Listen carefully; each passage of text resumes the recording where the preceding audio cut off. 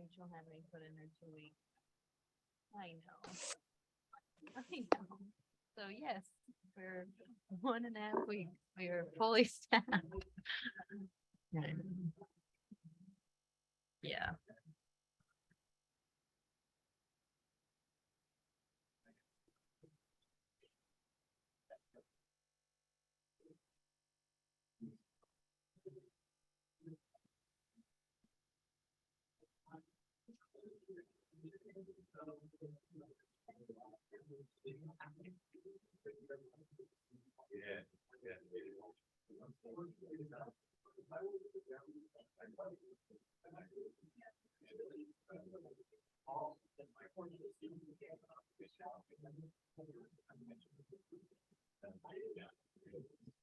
Okay, if we all could refocus here, I'd like to call this meeting to order. Mr. McKim. Thank you, sir. All right, I'll go ahead and call the roll. Margaret Clemens. Here. Sean Enright Randolph, Here. Bernie Garitas. Jeff McKim, Here. Dee Owens, Here. Jerry Pittsford, Here. Julie Thomas, Here. Amy Thompson, Here.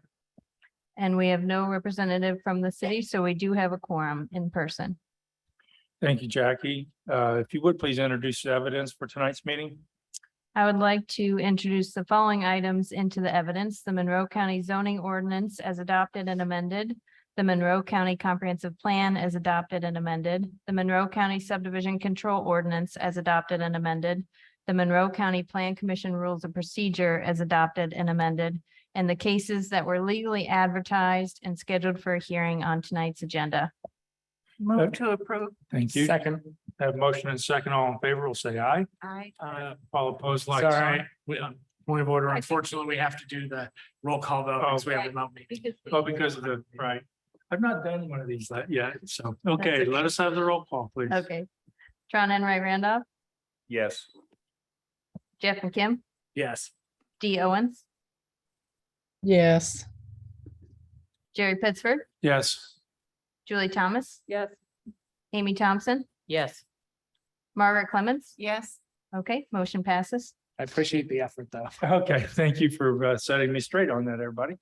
Okay, before we have approval of the agenda, I want to make note of the fact that this first meeting is the business meeting of the administrative, or the business meeting of the Plan Commission, because our administrative meeting will follow this.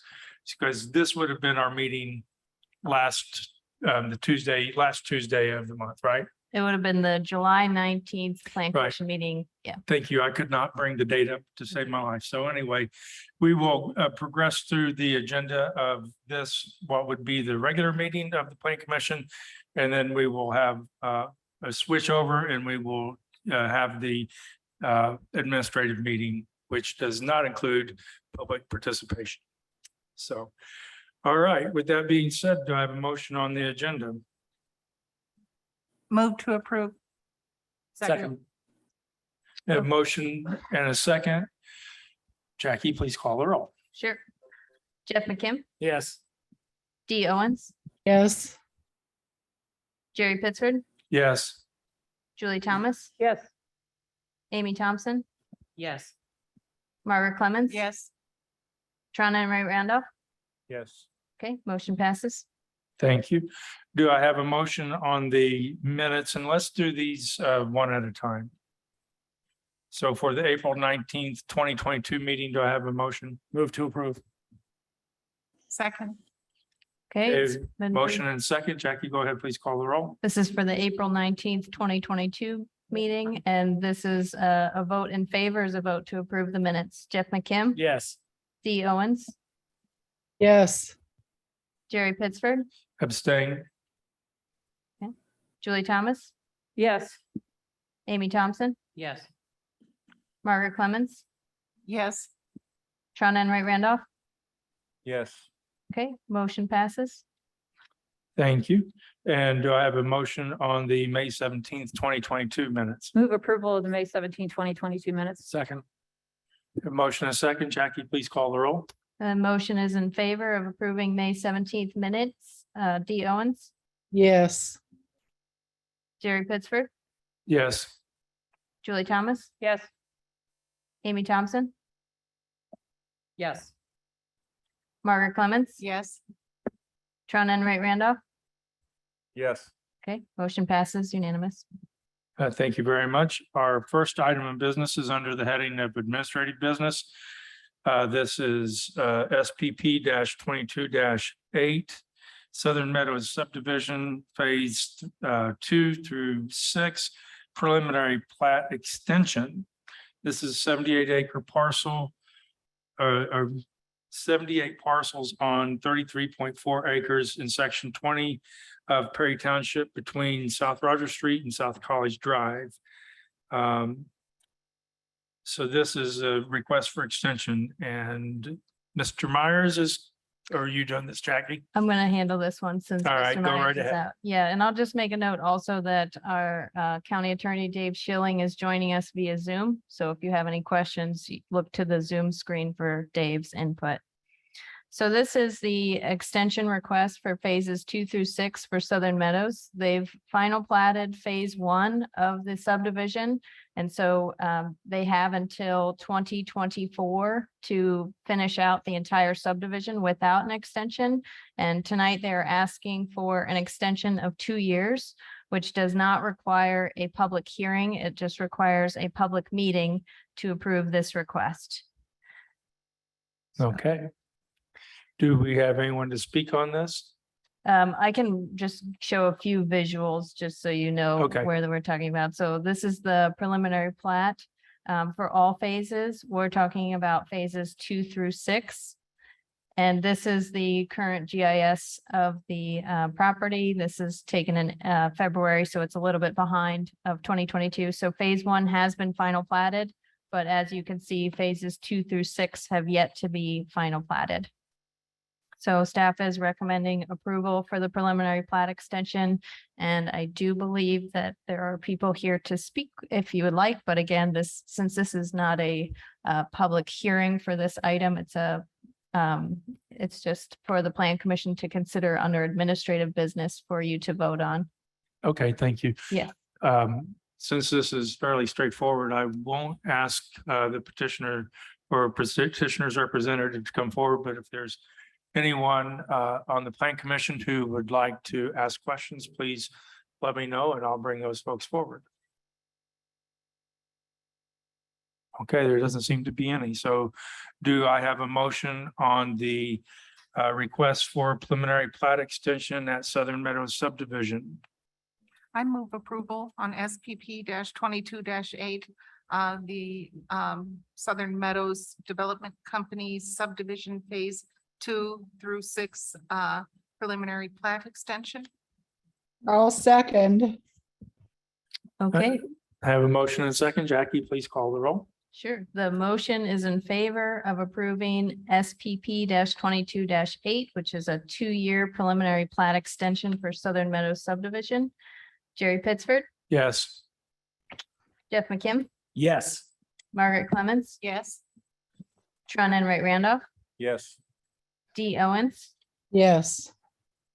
Julie Thomas, I think it matters. Yes.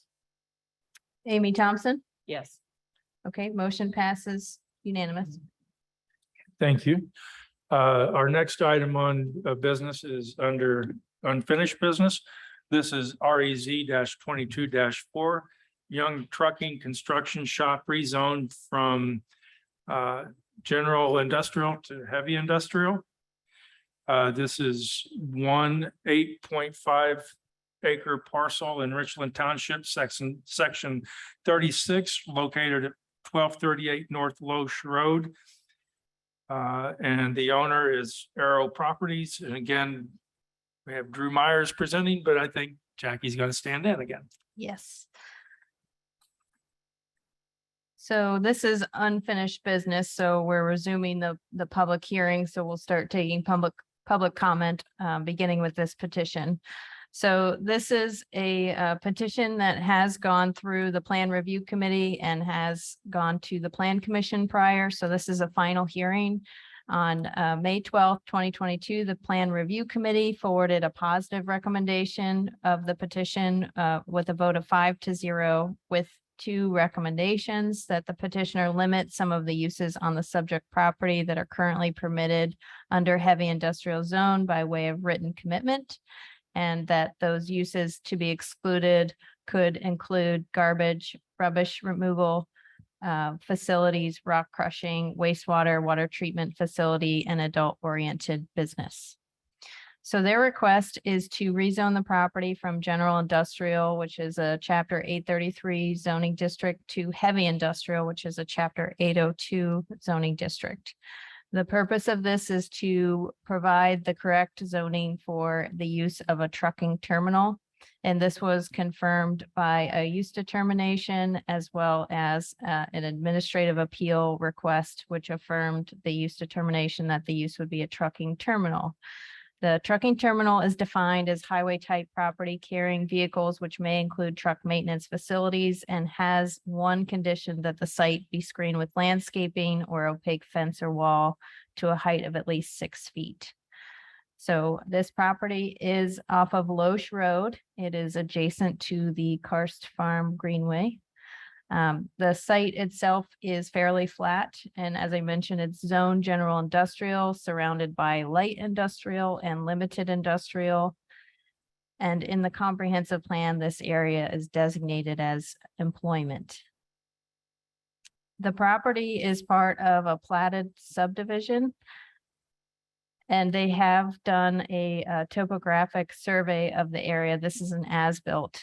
Previously, they were issued a grading permit to add a parking, or it was, the purpose of the grading permit was to fill the area and put sod on top of it for later use of the site. And the as-built is showing that the location of the gravel on the site is a little bit different than when the grading permit was originally issued, but this would all be resolved if they get to the site plan stage. We would be able to review the full site in relation to any easements or issues.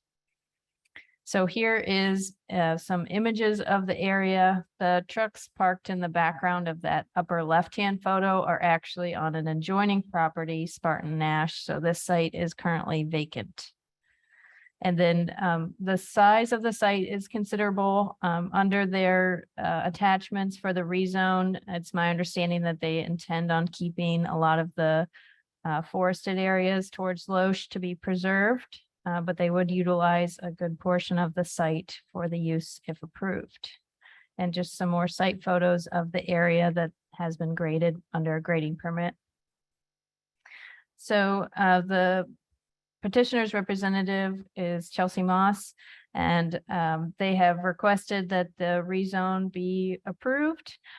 They've also included a letter of commitment, which would exclude the uses central garbage, rubbish, remote garbage, rubbish removal, wastewater treatment facility, water treatment facility, an agricultural sale barn, and a bottled gas storage distribution.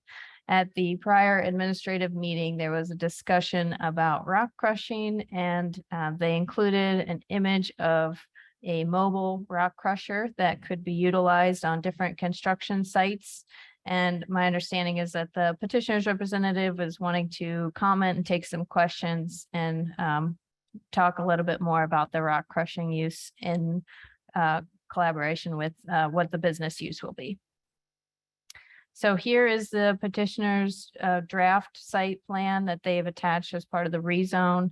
If the rezone were to go through, they would actually file a formal site plan. So at this point, you are looking at this rezone request as an ability to use any of the heavy industrial uses except for those that are being excluded. But what they have put together as an attachment is for a trucking terminal. And then in the packet, you'll also find the list of permitted uses under the general industrial as well as the heavy industrial zoning district so that you can see the differences between them. And Drew has gone through and added stars to the ones that are very similar from the general industrial to the heavy industrial as well. So the staff recommendation for this rezone is to send a positive recommendation to the Board of Commissioners with one condition that the petitioner record the written commitment limiting some of the uses on the subject property that are normally permitted under the heavy industrial zoning district as recommended by the Plan Review Committee.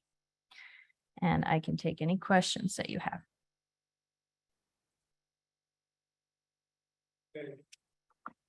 Sorry. Any questions for staff? Too many buttons on that thing. All right, if not, are we all willing to hear from petitioner's representative? Okay, Chelsea, if you would, please.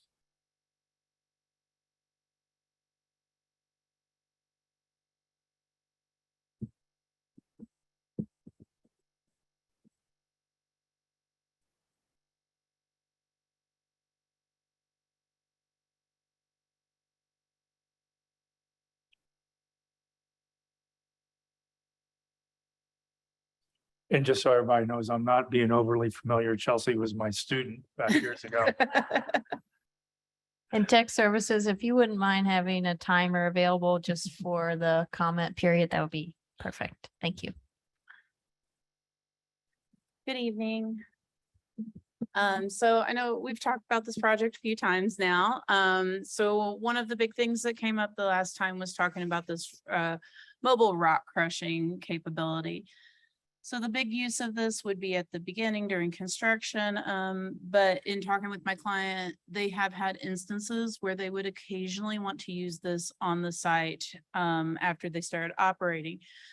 This unit is typically taken to a job site. Crushing is done as they're doing demolition or excavation on a construction site. And then the machine would just be brought back to the equipment yard. Occasionally in tight confines, they can't do the crushing. One example is the new parking garage here in town. That project, they couldn't do the crushing literally right down the road here.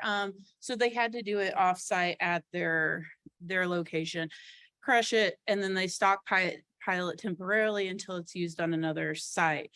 He is planning on constructing a hoop style building for temporary material storage and coming to and from different job sites. And this would be one of the types of materials that would be stored in that.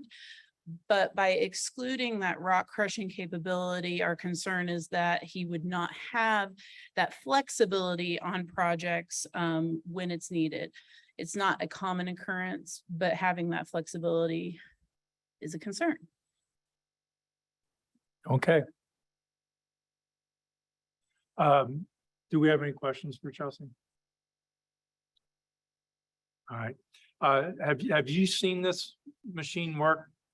I have not seen it in person work. Okay. All right. I didn't know if you had an idea of what the noise level is associated with it. And would it just be operating during normal business It would hours? just be operating during normal business hours and within the sound ordinance limitations of the area. Yeah, Okay. All right. this would not be operating at overnight or anything like that. Okay. All right. All right. Thank you.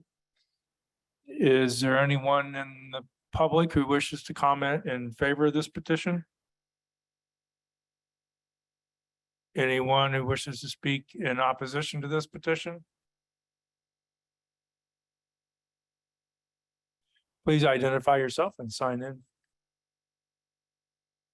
Hi, my name is Doug McDaniel. I'm president of Scientia LLC and also the managing member of Interchange Investments LLC. Good Go ahead. evening, and thank you for the opportunity to voice my objection to the petition filed by Arrow Properties LLC to rezone its property at 1238 North Loesch Road. I'm with Interchange Investments LLC, and we own the property at 1252 North Loesch Road, which is immediately north of and adjacent to Arrow's property. Our company, Scientia LLC, provides software engineering for many DoD customers. We partner with NSWC Crane and other government activities to provide high-tech persistent surveillance systems that help keep our warfighters safe and protect our nation's critical assets. A vast majority of our 35 professionals work in our Bloomington office at the Interchange Investments facility. We wish to continue providing a clean, safe, and quiet environment for them as they execute their important national defense work. I respectfully request that the Plan Commission deny Arrow's petition. The heavy industrial designation should not be allowed at this location. We certainly don't need the additional traffic and noise from a trucking terminal in an area that's relatively quiet and pristine. In any case, the ability to utilize a stone crusher at this location should be strictly forbidden. It's fairly common to see some of our employees outside enjoying lunch at a picnic table or playing a game of horse at our outdoor basketball goal. My hope is that we can continue quiet and peaceful enjoyment of those activities well into the future. According to an article by the Trade, Health, and Environmental Impact Project, trucking terminals expose neighboring communities to air pollution from diesel exhaust and particulate matter.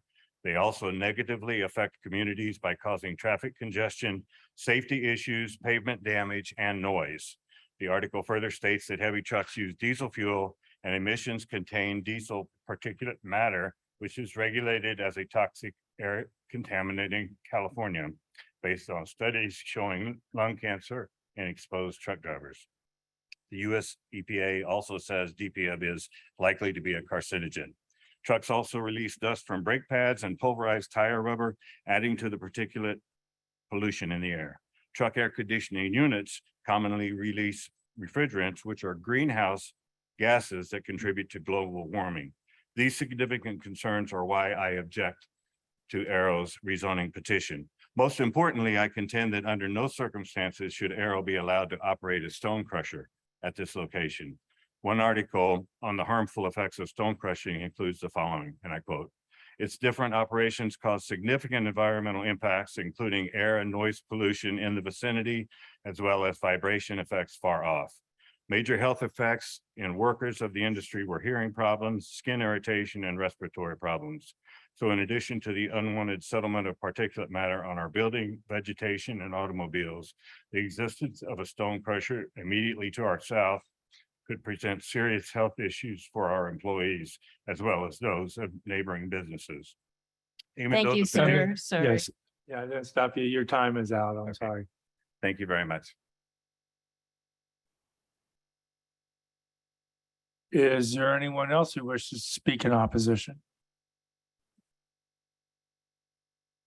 There appearing to be none. I'll bring it back to the Plan Commission for further discussion or a motion. Mr. McKim. Yeah, I guess my question is really to my colleagues here.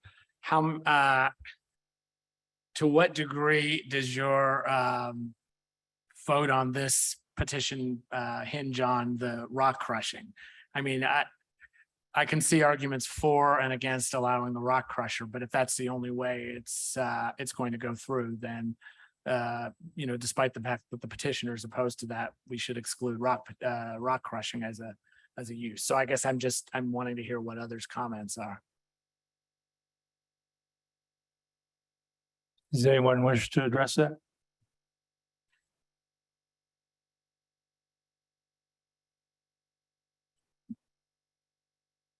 Is there anyone on Zoom who wishes to address that?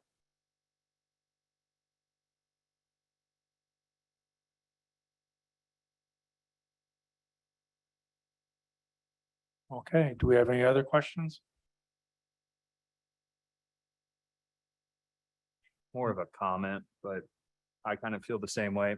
That's the first time I heard someone, remonstrate against the whole petition, particularly the rock crushing. So, that's a factor in itself. to look at the whole rezone as a whole and decide on kind of the uses that they're not going to, or that they're committing not to have, and then the one that's still out there that I think is really some of the determination or the determining factor of where we go with this. So I guess I'm gonna leave it to some of my colleagues to, move this forward. I'm indifferent. I think the rezone seems fine. The rock crushing could particularly harm, some of the neighbors, enjoyment. It's never good to have someone cite, particular health implications, but that's why we have zoning. And again, the rezone in itself, we're looking at multiple trucks accessing that. So is the rock crushing, that much more to ask for? I don't know. So those are my comments. It's not really a question. I started with that. Okay, thank you. Well, I just have a deliberation. Is this the final hearing for this, or will there be one more hearing for it? This is the final hearing, so if you'd like to have it at another meeting, you'd have to continue it. Mhm. Okay, so this is the first time I've heard the complaints from the surrounding properties, and I'm concerned about some of the issues he raised, especially having to do with particulate matter and software engineering, and how the dust could harm maybe some of the existing goals of the business district that is there. So this would be the only, this would kind of be spot zoning, right? I mean, all the surrounding areas are zoned as in a way different than heavy industrial. It's general business at general, right? Yeah, so the surrounding property is general industrial, which is a similar use or similar zone to the heavy industrial Right. district, but it is an 833 zone. So this would be the only heavy industrial Mhm. zone in the proximity of at least the frame on the screen right here. So Yeah, a few parcels deep. Just, sorry. yeah. But just to the northeast, there is a facility that semis are in and out of on a daily basis. Mhm. So it's trucks in the area is not, would not be. Uh-huh. It's a food, I think it's a food wholesale distributor is what I remember. Yeah, you're talking about Spartan Nash Nash. Bench. Yeah, they're a major regional food Mhm. distributor. Their trucks going in and out Yeah. there all the time. So yeah, Right. that would not be new. And when you talk about the different codes and the zones, you're really saying that the zoning now is essentially city zoning. And what we're proposing now is to change it to a county zone. Yeah, so the 833 areas are outside of the interlocal agreement that expired, but even further out. But yes, this is a chapter 833 zone, which is, Right? I'm just trying to Prior. decode that a little bit. Yes, yeah. So we'd be changing it from a city zone to a county zone. it is in the county zoning ordinance, but yes, it was adopted because of at the time, the city zoning had this as general industrial. Thank you. I thought we'd finally seen the last of those a couple of years ago, but apparently not. I do have, I've got my hand up. oh, I'm sorry, I didn't see you, Dee. Go right ahead. That's all right. It's okay. I just wanted to point out that kind of in response to what Jeff asked earlier is that both the Plan Review Committee and staff have recommended approval on this. So that is what sways me. They've been through it at length and in detail. And that's what I'll base my vote on. So thanks. Thank you, Ms. Owen. Jackie, I wanted to kind of clarify when they came in with this request, the categorization as a truck terminal was kind of in dispute, but the reason that it has to be a truck terminal is because they leave trucks there overnight. Is that correct? It doesn't have anything to do with the amount of traffic they generate. Correct. I think the other use that was under consideration was not, it was more of a building trades, construction trades use. So this use, trucking terminal use will allow them to store heavy trucking, highway type trucks overnight and on the property, not to be idling, but just to be stored on the property. Right. Right.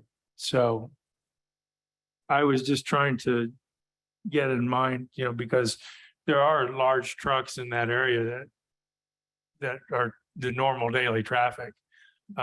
Diesel powered trucks are not uncommon in that entire area, as Mr. McKim pointed out. What about the vegetative screening that will be required if this goes to heavy industrial? Can you Yes. speak to that a little bit? Sure. What the neighbor would be seeing Mhm. in this category? Because I believe it's pretty significant vegetative screening requirement. Yeah, so I'm gonna pull up the Elevate GIS since the it's helpful to have that overview, so. Okay, so this is the subject property that we're talking about here. And depending on the way that the neighboring properties are utilized is what is going to determine the type of buffer yard. So trucking terminal is going to be a high intensity zone. So for instance, if there's a vacant property or a low intensity property, then they would have a large buffer yard, probably 20 feet in width is the most restrictive, but it can be anywhere between 10 and 20 feet wide, with a large D value of several trees every 100 feet. And I believe that the petitioner is the person who spoke, I believe is this location here. And the petitioner's site plan does show a preservation of the area along the western portion of the site. So their improvements would largely be on the central and eastern portion of the site, leaving a lot of that area preserved, but it wouldn't be a requirement. So that's something to consider if that's a site plan and they choose to take that down all the way down to the, let's say 15-foot buffer yard that might be required there, then we wouldn't have, unless it was a written commitment to preserve that area, we wouldn't have the ability to enforce that preservation. Right. I think I would be, especially in light of the plan that they've submitted. It pushes it closer to that, what looks like another industrial use where there's a lot of truck trailers there.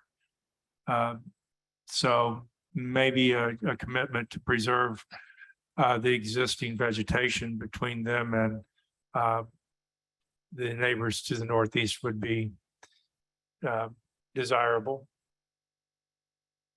Yes, Tron. With Dee's comment, actually got me thinking, and I do have a question, and it's with the recommendation to the Plan Commission. The petitioner records a written commitment limiting some of the uses on the subject property that are normally permitted under the heavy industrial zoning district as recommended by the Monroe County Plan Review Committee. When it says some, there's a little ambiguity in there. Is that with the inclusion of not allowing or permitting the rock crushing? Well, That's the letter that they're committing to. So I'm kind of wondering Yeah. where planning's recommendation stands as is today with what the petitioners are willing to commit to. Yeah, thanks for bringing that up, Tron. So the recommendation by the Plan Review Committee does differ a little bit from the letter that the petitioner has put in front of you. So as I think as it relates to rock crushing, That's a use that's listed by the Plan Review Committee, but not listed by the petitioner. So it would be important that when you state your recommendation, that you refer to the petitioner's written commitment, or if the uses, if you want to, we probably should just list out those uses one by one to say what will be excluded so that we're clear and the petitioner is clear. And as a follow-up, if the rock crushing wasn't a commitment the petitioners are willing to make, would planning be in a position to give us a recommendation today on that? Because I see that they're recommending the plan review Mhm. committee's comments. I want to know Yeah. where the planning Right. So, office or yourself, Yeah. Mr. Jackie yeah. I- Nestor Jelen. I think that we would still recommend a favorable vote. This area is industrial by nature, and it is a general industrial zone, which is similar to the heavy industrial zoning district. I think that the petitioner's willingness to reduce the number of uses permitted is something that we can certainly consider and is enforceable, but it's under a written commitment that they're willing to do that as part of the rezone. Thank you. One further comment.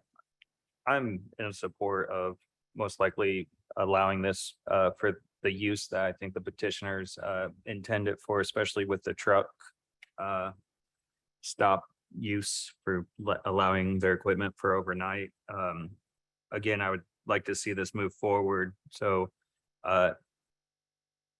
if any plan commissioner really has a reservation against not permitting the rock crushing, I'd like to hear that, because I'm kind of indifferent at this point, because I would really like to see this move forward with a favorable recommendation, with or without the rock crushing being allowed. Okay, do we have any other comments? I guess if nobody has any other comments, I'll make a motion. We'll see if it goes. And if it doesn't go, then somebody else can make a different motion. I think that the petitioner does have one chance for a sorry. rebuttal of the remonstrance Sorry. statements, Oh, yes, yes, thank you. if they would like to.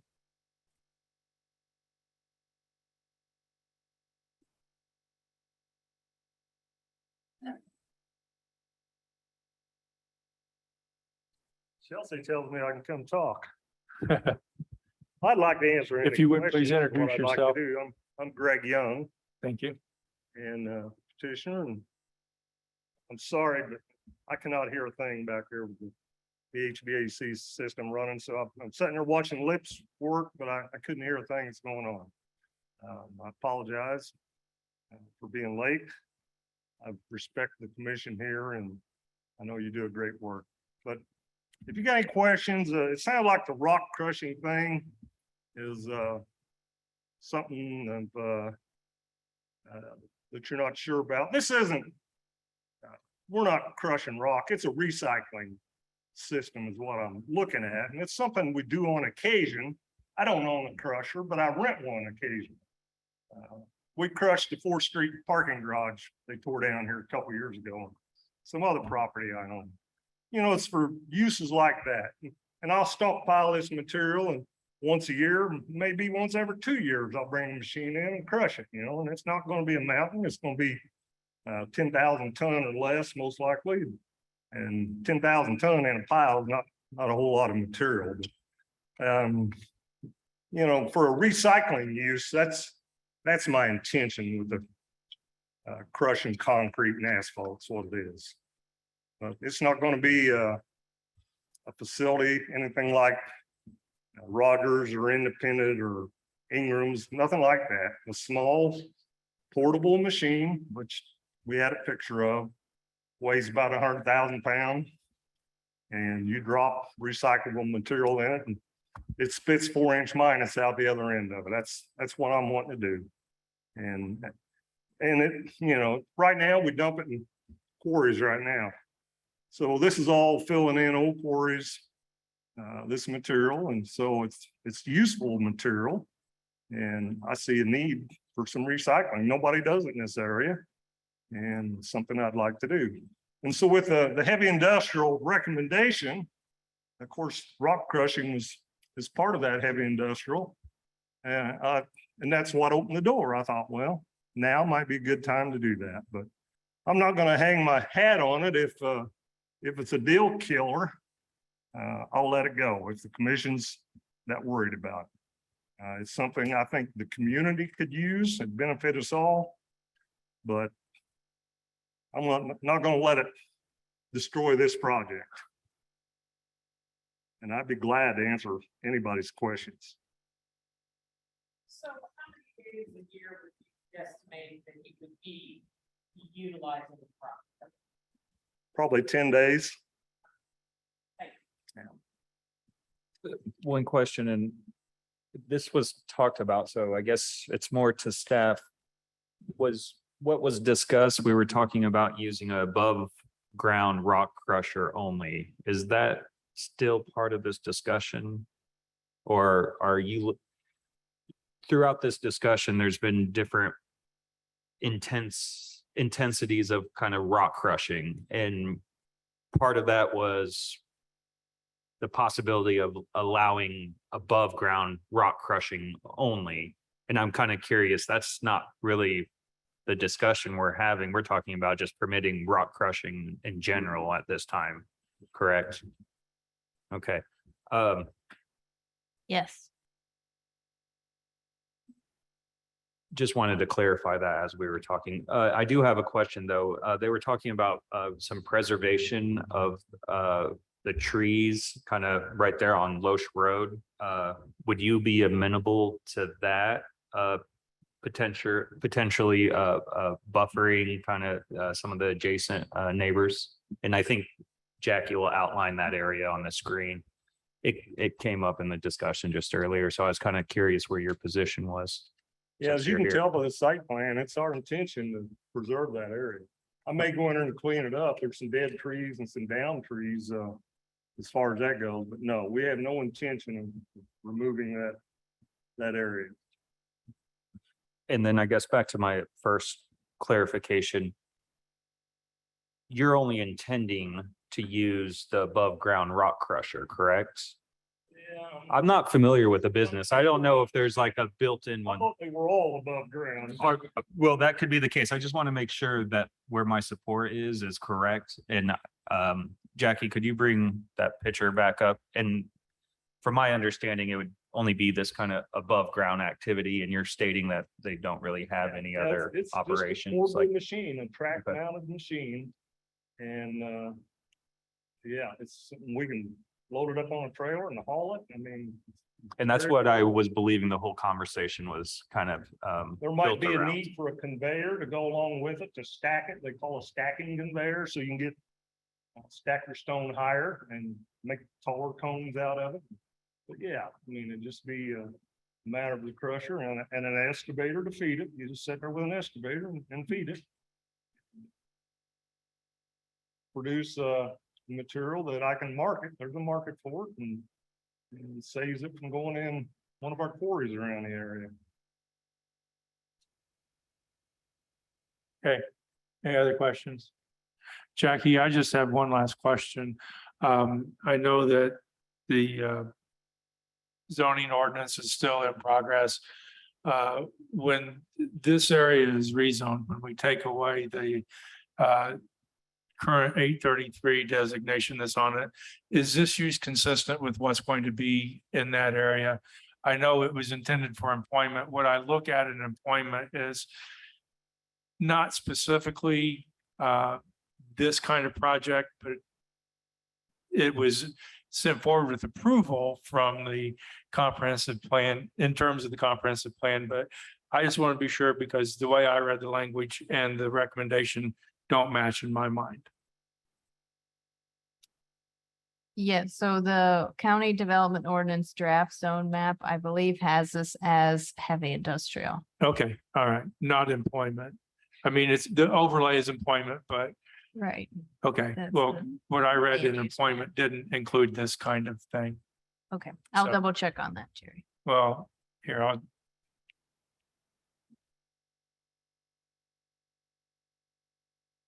Employment-oriented uses include light industrial, manufacturing, and assembly, research and development facilities, flex office space, construction trades, warehousing, and other types of commercial uses that may not be easily integrated into a mixed-use environment. These uses may require large isolated sites for large format facilities, or multiple facilities may be organized into coordinated campus style or industrial park settings. The land use category is intended to accommodate the expansion and changing operations of a wide variety of companies and to foster a well-rounded and diverse economy as part of the greater Bloomington area. Special attention should be paid to vehicular access management, buffering and landscape aesthetics, building and parking orientation, and basic architectural design standards. Business support services are encouraged to be integrated into larger employment areas. And I would think of this as a business support. Yeah, the large format building that was discussed, I think that has some flexibility in that, but generally speaking, the comprehensive plan just listed out different areas of employment. It didn't necessarily have specific areas for industrial versus commercial. It's just under one category. Right, right. And like I said, I'm just concerned that if the rest of this is employment, as long as it is going to include heavy industrial in that area, I know that's a large piece of property or large area Right. that's currently designated IG and a large area of this employment. So maybe some parts of it won't be heavy industrial, but I want to be sure that where this is located, heavy industrial be consistent with what the future zoning will be. Yeah, I think as far as future zoning will be, the plan commission and the county commissioners will obviously make that decision, but I think as far as the draft zoning map goes and the areas currently zoned general industrial, that heavy industrial is a fitting zoning district. for Okay, that. all right. And I'm not trying to nail you down. I just Yeah. conceptually, this will fit in that future. So thank you very much for answering that question. I don't know if anyone else was concerned with that, but when we start talking about spot zoning in an area like this, that's currently under the old city ordinance for zoning, spot zoning is not really an appropriate term for what's happening. It's rezoning in advance of the rezoning that will follow the current comprehensive plan. And that's all I have to say. Thank you. I do have one comment just for Greg. The standards in 802 will require that dust be managed as part of the rock crushing. Would you be able to ensure that there wouldn't be dust from the rock crushing leaving the site? Yeah, we could, there's ways of taking care of that, Jackie. And for one thing, concrete and asphalt doesn't make dust like rock. I mean, you're gonna look at me like I'm nuts, but it's not like crushing limestone. It doesn't generate the fine particles that limestone does. But so it's a little cleaner operation to start with. But yeah, we would definitely be willing to comply with IDEM on any kind of dust situations. Thank you. Dee Owens has her hand raised. Ms. Owens, if you would. Thank you, sir. I would just like to say that listening to Mr. Young's comments answered any remaining questions for me about rock crushing, being a very occasional activity, and then following up on Jackie's question with dust not being the same. There, if this service is not provided in the county, I think it's good to be able to say that the service is provided. So I will be voting in the affirmative after Jeff makes this motion. Thanks. Thank you, Ms. Owens. If there are no other questions or comments at this time from the Plan Commission, I would favorably entertain a motion. In the matter of REZ 22-4, rezone request, Aero Properties LLC, rezone request from IG to HI. I move that we forward a favorable recommendation to the Board of Commissioners based on the findings of fact and compatibility with the Monroe County Comprehensive Plan, subject to the following conditions. One, the petitioner record a written commitment eliminating several of the uses on the subject property that are normally permitted under the heavy industrial zoning district. In particular, central garbage/rubbish, remote garbage/rubbish removal, wastewater treatment facility, water treatment facility, agricultural sale barn, and bottled gas storage distribution.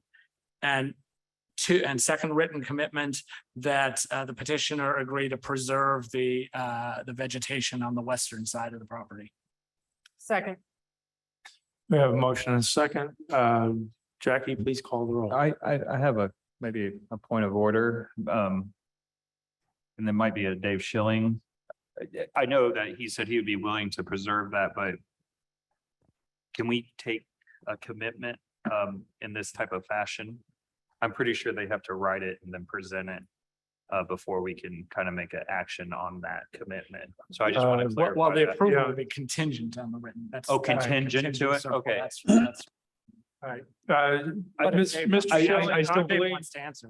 excuse me, I believe that we can take a commitment such as this in this fashion. So Mr. Schilling, can you confirm? Yes, I think you can do that, and you can require it to be recorded prior to the commissioner's consideration. Right, that's exactly what I was thinking.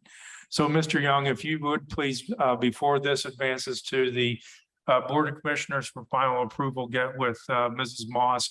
Identify the area on your final development plan as a tree preservation or vegetative preservation for that area that we mentioned earlier, that you committed to verbally maintain with only cleaning up the dead trees and the like. So, okay, thank you. I'm sorry, public comment has been closed, but did we satisfy your? Okay.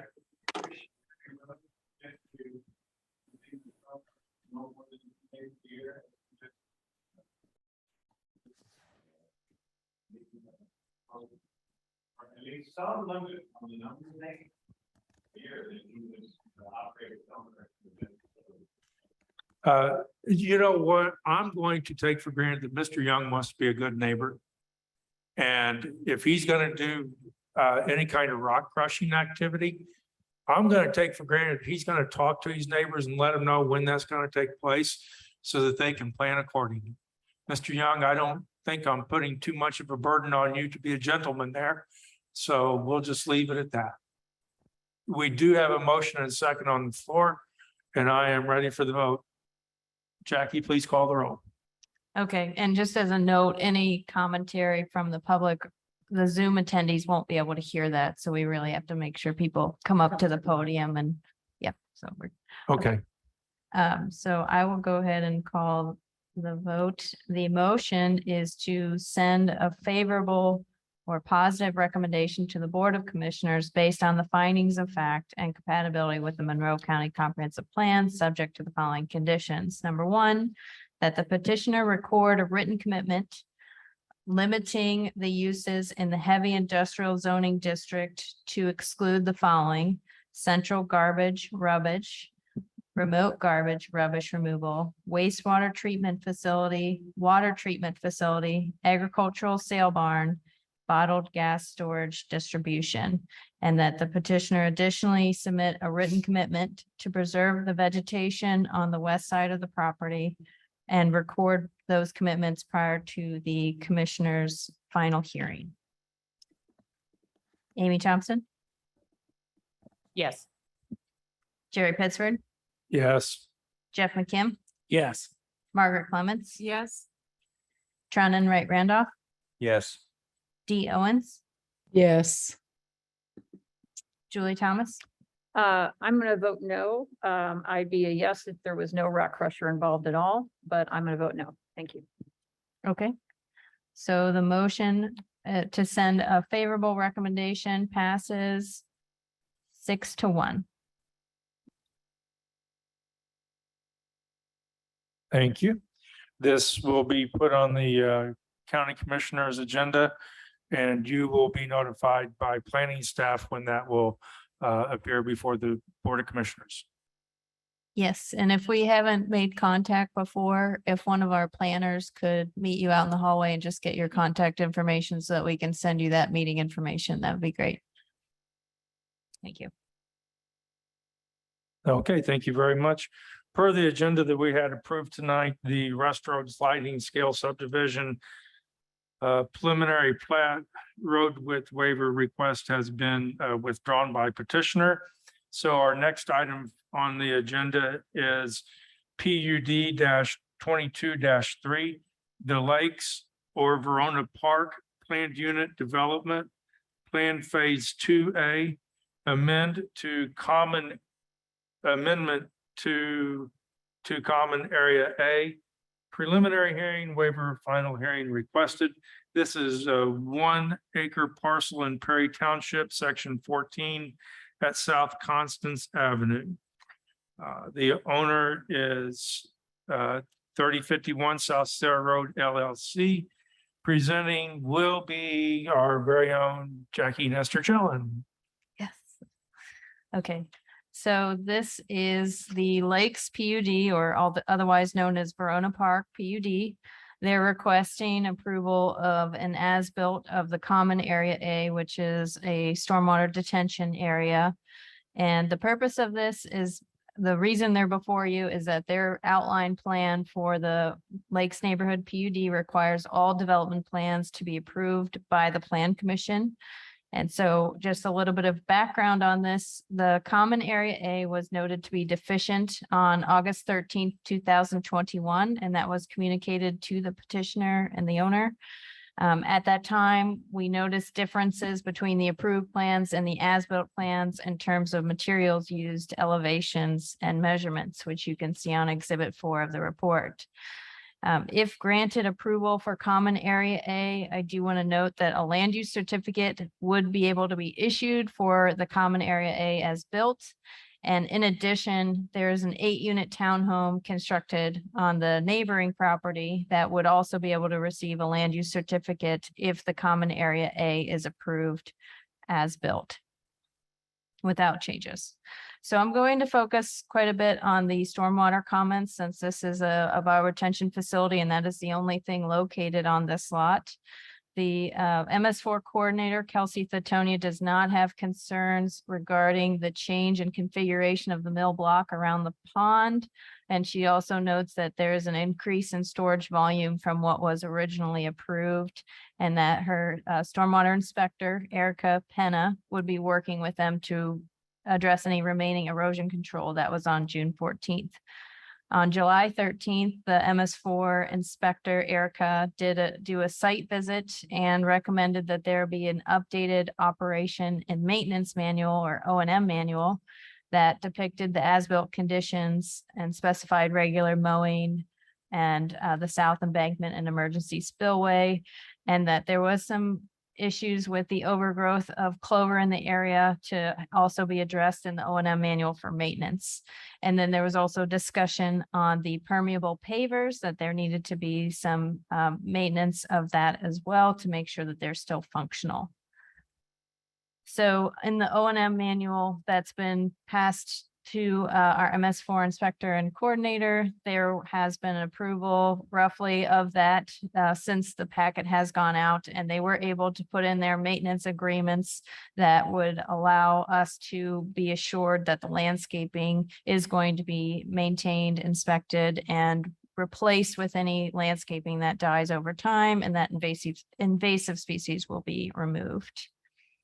So I did just upload a screen grab of that discussion with their engineer, their representative engineer, discussing that the O&M manual has been approved just administratively and will need to be recorded. So I just have this a little out of order, but this is the area and the location of the common area A under the Lakes Neighborhood PUD and some site photos of the area as well. So originally it was approved to have more of a retaining wall feature and the elevations were going to be a little bit more distinct. This is the as-built on the screen.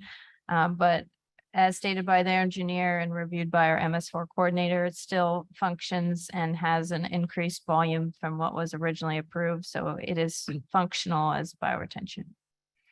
So staff is recommending approval of the development plan amendment based on the findings subject to the MS4 coordinator and highway engineer reports with the following condition that the petitioner submit an O&M manual for stormwater approval. The O&M manual shall be approved by stormwater and recorded by the petitioner prior to the issuance of a land use certificate. So I can take any questions. Do we have any questions for staff at this time? Go ahead, Mr. McKim. Thank you. No, I just wanted to clarify. So they have written the and had the O&M manual for stormwater approved. It just needs to be recorded. Is that? Correct. Yeah, that happened today. Okay, so we could still include this condition. It's still appropriate to include the condition.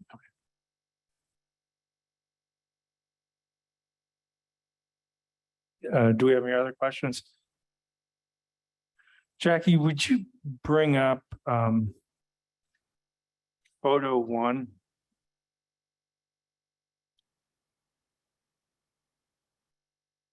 Yeah, in the upper left-hand corner.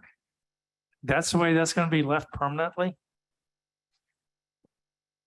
This is the final condition of the common area A. Ooh. Okay, I'm not real impressed with the aesthetics of that. Especially with it being so close up against that building. What's the distance between the building and that slope that's partially held back, looks like by limestone blocks and then by whatever that mess of stuff is to the left of the limestone wall?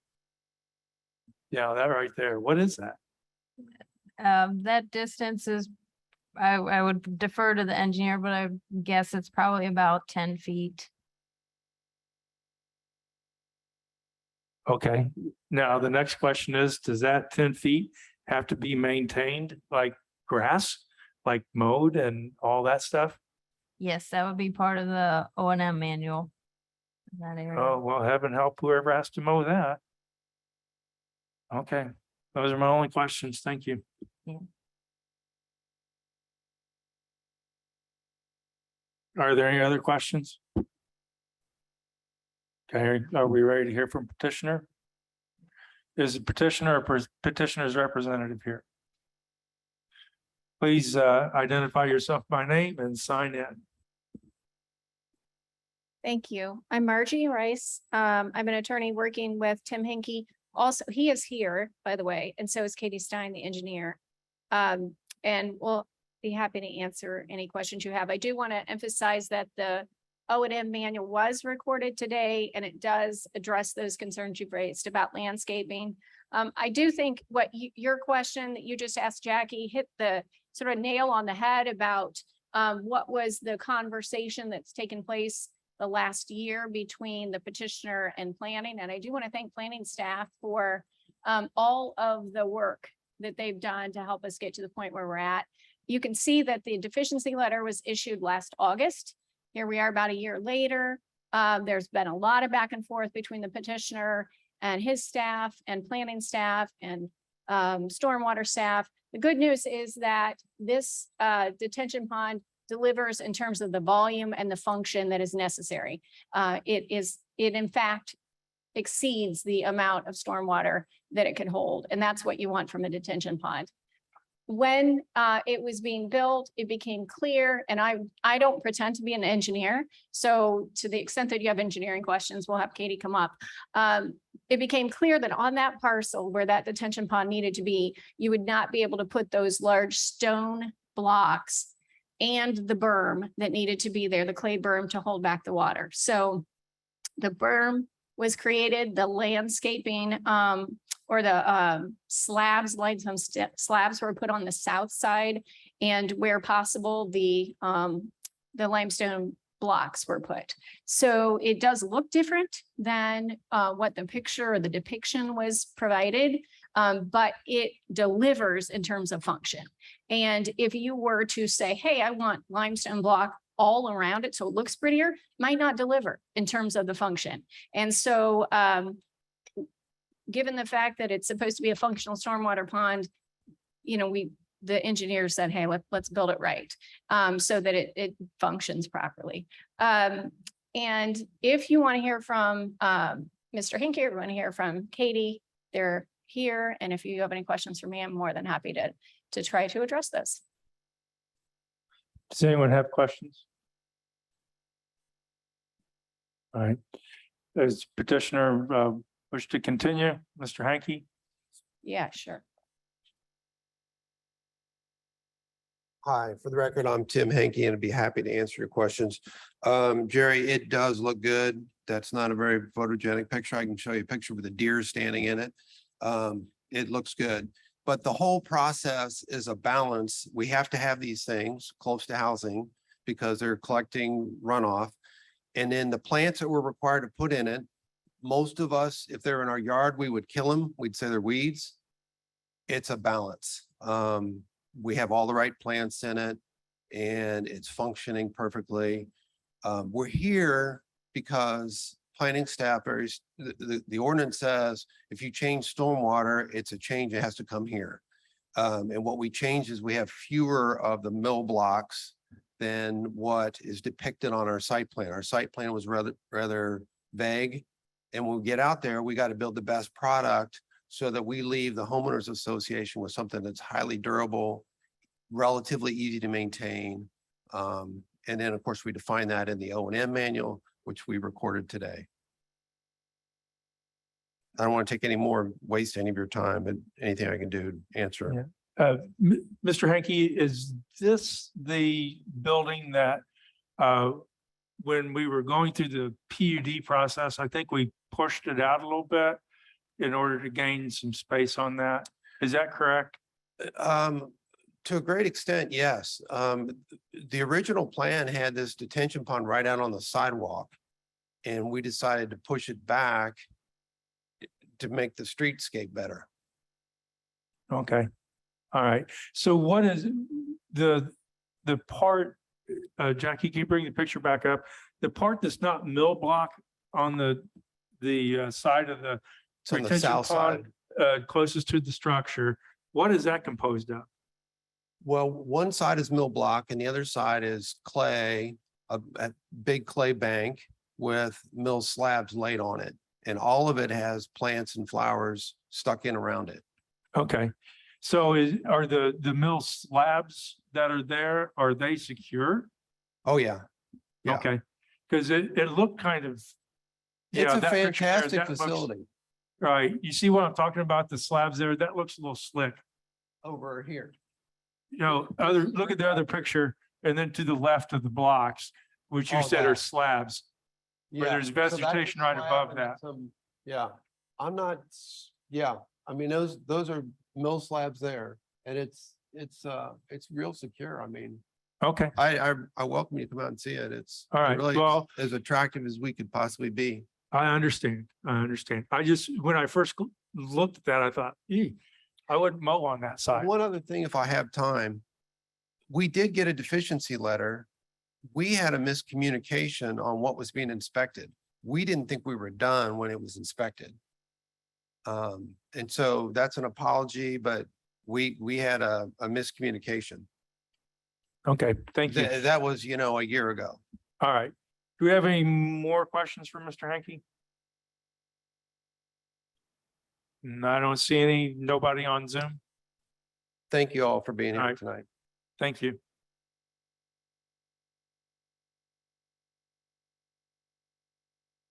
We're ready to move to public comment. We don't have any questions. Okay. Is there anyone here who wishes to speak in favor of this petition? And is there anyone who wishes to speak in opposition? All right. If not, I'll bring it back to the Plan Commission for final consideration.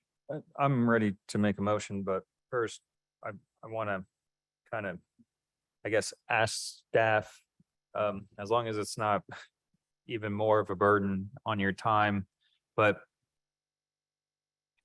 I know that we wanted to scrutinize this kind of through a lot of different phases or potential changes through the whole development. And I'm curious, is this worth the extra time that us as a plan commission have put into it versus allowing the staff to do some of these administratively? That's just kind of a question I want to put out there because I feel like some of these changes come through on other petitions and you're able to, approve those administratively. And I just really want to know if we just put too much of an onerous burden on this petition and kind of wasted or wasn't as efficient with the time that we spent or that we did, just want to make sure we're using our time efficiently. So Yeah. not expecting an answer or anything, just kind of want you to ponder that and maybe give us some feedback, because I would hate to put this type of burden on another petitioner if staff thinks we're not being efficient with our time. Well, the petitioner is required to bring all development plan amendments to the Plan Commission because of the way the outline plan is structured. So if they were to propose an outline plan amendment and try to make it so that the development plan could be approved administratively by staff, that would be the way that they would have to do that. And so because they triggered a development plan amendment with this change, it needs to come through the Plan Commission. Right. And I'm just kind of curious of how much additional steps we've taken to really kind of overview that, Yeah. to scrutinize and look at this petition. But Right. I'm ready to make a mission unless Okay. you have. I want to, since you brought that up, I want to address it, okay? I don't believe that staff should be approving these. The Plan Commission approves a PUD. They become the enforcers of the PUD, not staff. Any material deviation from what's in the PUD and what the development plan is for the PUD falls within the purview of the people who approve it, not the staff. I would never support changes in a PUD plan development being changed at staff level. My thought. And I agree with Mr. Pittsford. I was Okay, wondering now I if there was think the more motion. like smaller concerns but I agree with you, most hardly in that statement that we should own kind of our role here. I was just wondering if there was more, trivial things. So I'll put that aside. Thank you for making that comment. Okay, thank you. If you would And give I'll, us a motion. all right, I move approval for the case number PUD 22-3, the Lakes Phase 2A Development Plan Amendment to a Common Area A. Move approval of the Lakes Neighborhood PUD Development Plan Amendment based on the findings of facts and subject to the MS4 Coordinator and Highway Engineer report with the following conditions: petitioner submit O and M manual for stormwater approval. The O and M manual shall be approved by stormwater and recorded by the petitioner prior to the issuance of a land use certificate. And we would need a waiver of final hearing too, right? And a waiver of final hearing. Second. A motion and a second. Okay, it's been moved and seconded to approve the Lakes Neighborhood PUD or Verona Park PUD with the condition to submit the O and M manual for stormwater approval and then recording of a motion in favor is a motion to approve the development plan amendment. Jeff McKim, Yes. Margaret Clements, Yes. Tron Enright Randolph, Yes. Dee Owens, Yes.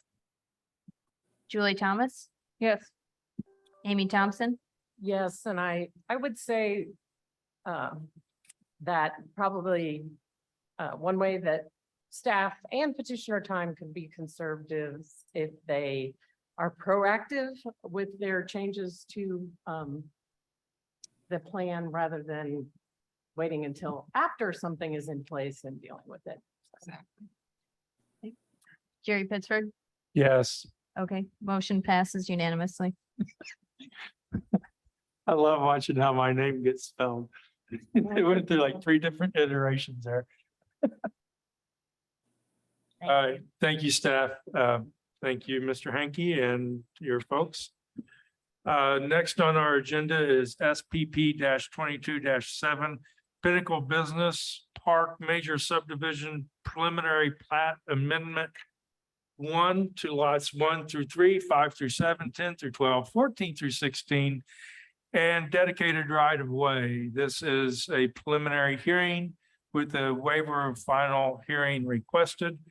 The subject property is 11 parcels on 46.3 acres in section 36 of Richland Township at 3794, 3718, 3232, 3300, 3274, 3797, 3625, and 3379 West Profile Parkway, 310 North Curry Pike, and parcel number 53-04-36-100-054.014-001 at West Jonathan Drive.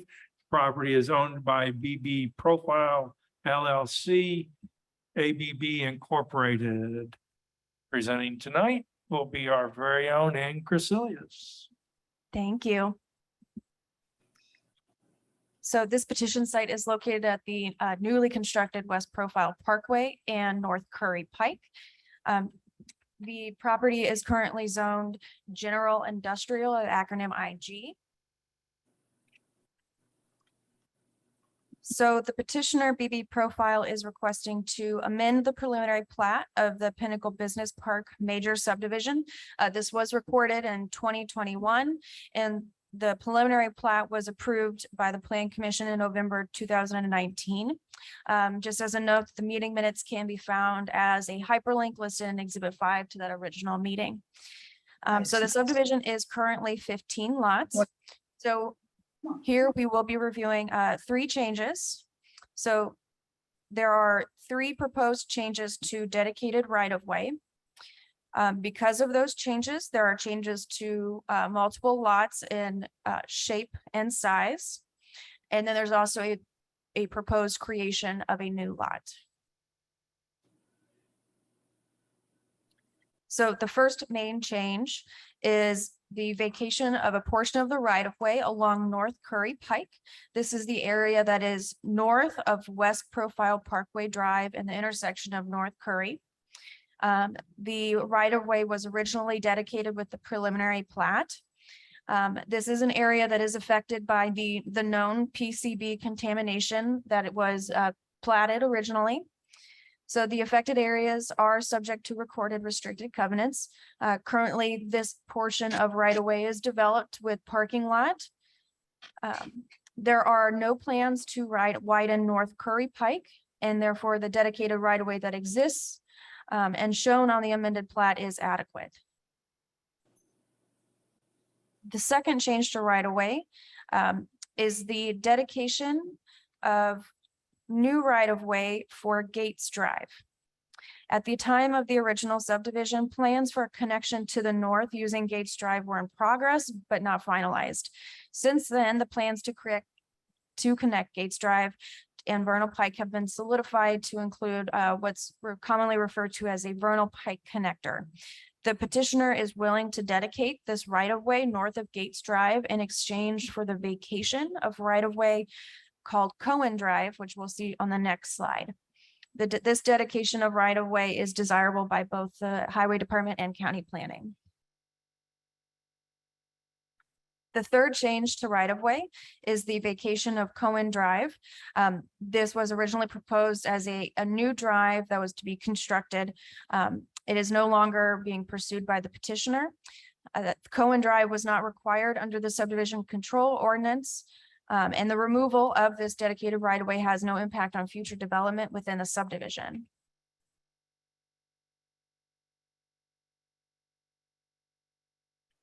So other changes within the preliminary plat? Yes, I'm sorry, I thought you stopped, but that was just a nope, pause. still My going. fault. So the petitioner is accommodating that these right-of-way changes which were requested by the highway department. So the highway department supports all three changes. The dedication of Gates Drive is in exchange for vacating Cohen Drive. So because of these three right-of-way changes, there are changes to lots 1 through 3, 5 through 7, 12, 10 through 12, and 14. There's also the creation of a new lot 16. So currently, lots 4, 8, 9, and 13 are unchanged from the original plat. There are a few other changes, which include extending the drainage easement across lot 11, extending an access easement to connect proposed lot 16 to Jonathan Drive via the existing driveway. There would also be eliminating gas easements on the plat to comply with the latest title and deed work. So staff is recommending approval based on the finding that the proposed preliminary plat meets the subdivision control ordinance, subject to the Monroe County Highway and MS4 coordinator reports with the following plat edits.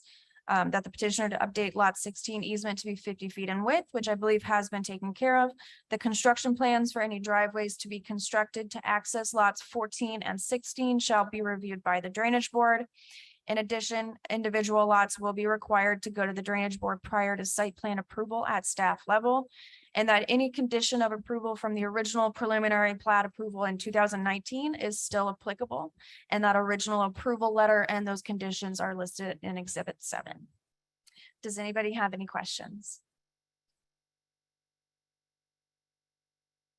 I have a quick question. What is lot 13? Is that just like a green space or something? Did you say lot 15? 13, 13 is extremely small. right, that's what I can't tell the I thought maybe size of that was each. just like green space designated as a lot. I don't know. So lot 13 is 0.46 acres with a buildable area of 0.2 acres. It does have an approved driveway cut.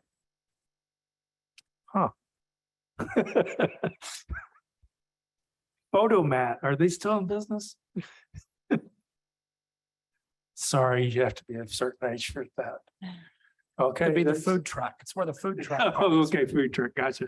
So, right. Oh, man, that's really bad. There's probably a lot of people in the room who have no idea what a photomat is. Lisa's like, oh, I'm not gonna admit it.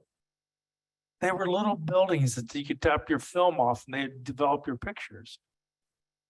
They still You exist. don't remember photomats?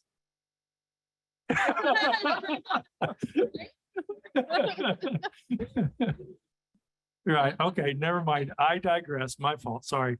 Okay, does anybody have any real questions for Ann? I think if you wanted to talk about the access, that new lot to the south and where they get the access from, I think the public generally would be interested in that one.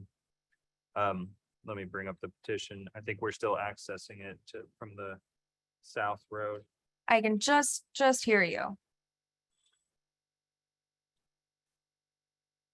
With one of the new lot creations, they're still accessing it from the south, correct?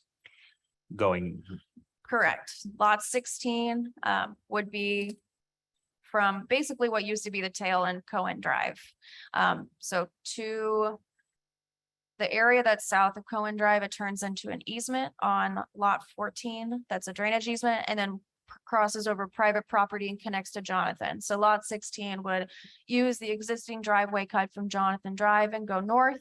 And that would be the only lot that would have like commercial access. Lot 14 is still would be access from there, but it's pretty much just drainage. So there won't be any construction on lot 14. things. I just like the aspect of that. It helps mitigate some of the congestion and traffic, so.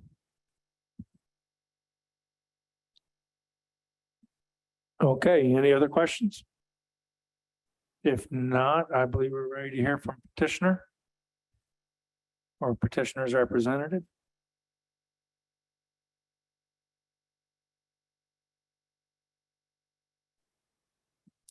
Hi there, Katie Steinsmith Design Group. I also believe Warren Cutshall is on Zoom. I don't have anything to add, but I'm welcome or happy to take any of your questions as Warren would be as well. Do we have any questions?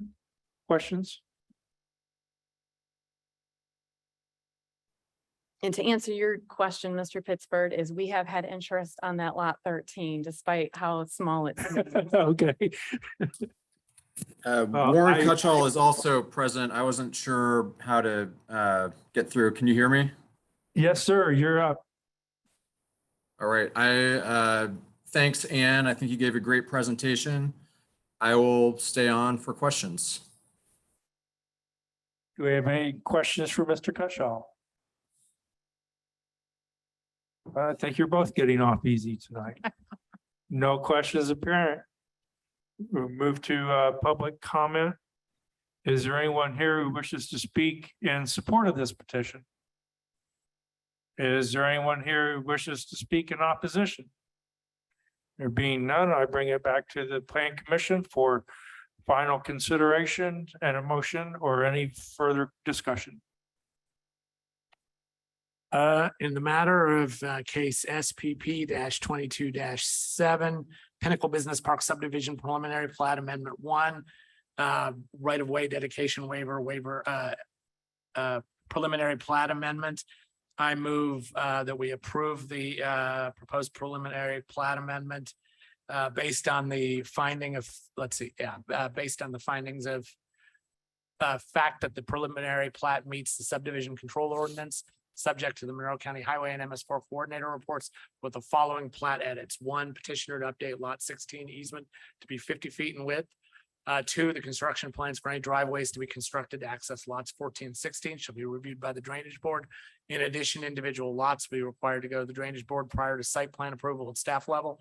Number 3, any condition of approval from the preliminary plat from 2019 still applicable. See Exhibit 7, and we waive the final hearing. Have a motion and a second. Or say a motion, do we have a second? Sorry. I'll second. Okay, it's been moved and seconded. And does this include a waiver of the final hearing? Yes. Yes, okay. Yes. And I want to note, I'm not sure if Exhibit 7 made it into the packet I was looking at. Is it reasonable for me to read those conditions out loud, just so the petitioner knows all of the conditions that are? Yes, Okay. please. It might take me a minute, so I will bear with me. So the Officially, Thank you. I want to just state that my second still stands with his amendment for the waiver of final hearing. Just want to Okay. make sure I had that's actually official. already, I actually had said that. You did say that, Oh, you yes. did? Okay, Oh. so All right, got it. So So it's been moved and seconded to approve the preliminary plat amendment based on the highway engineer and MS4 coordinator reports with the following edits.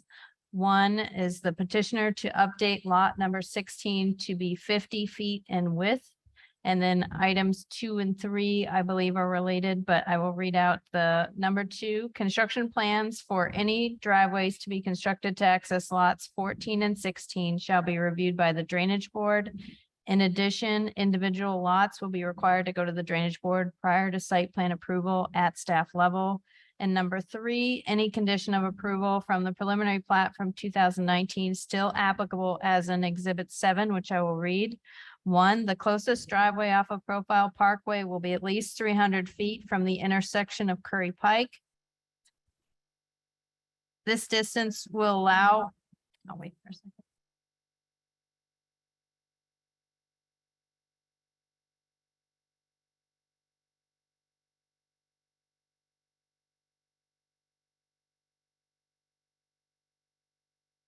This distance will allow room for the westbound left turn lane on Profile Parkway and room for eastbound left turning vehicles waiting to turn left at the driveway All driveways along Profile Parkway are designed to be located opposite each other. This alignment will keep left turning vehicles from conflicting with each other as they turn left into the driveways. Number two, the construction plans for the driveways to be constructed to access lots 2 through 3 and lots 8 through 9 shall be reviewed by the Drainage Board. In addition, individual lots will be required to go to the Drainage Board prior to site plan approval at staff level. 3, the parcels may be final platted before the road is constructed. However, lots with sole access to West Profile Parkway cannot begin developing before the road is substantially complete and driveway permits are issued. Number 4, all proposed ditching shall be completed and inspected by the MS4 coordinator. Inspection will include depth, slopes, width, side slopes, vegetation, and erosion control. As-built ditch plans will be submitted before final approval by the MS4 coordinator. Ditches shall be complete and inspected prior to the recording of the final plat or bonded for concurrently with the final plat recorded.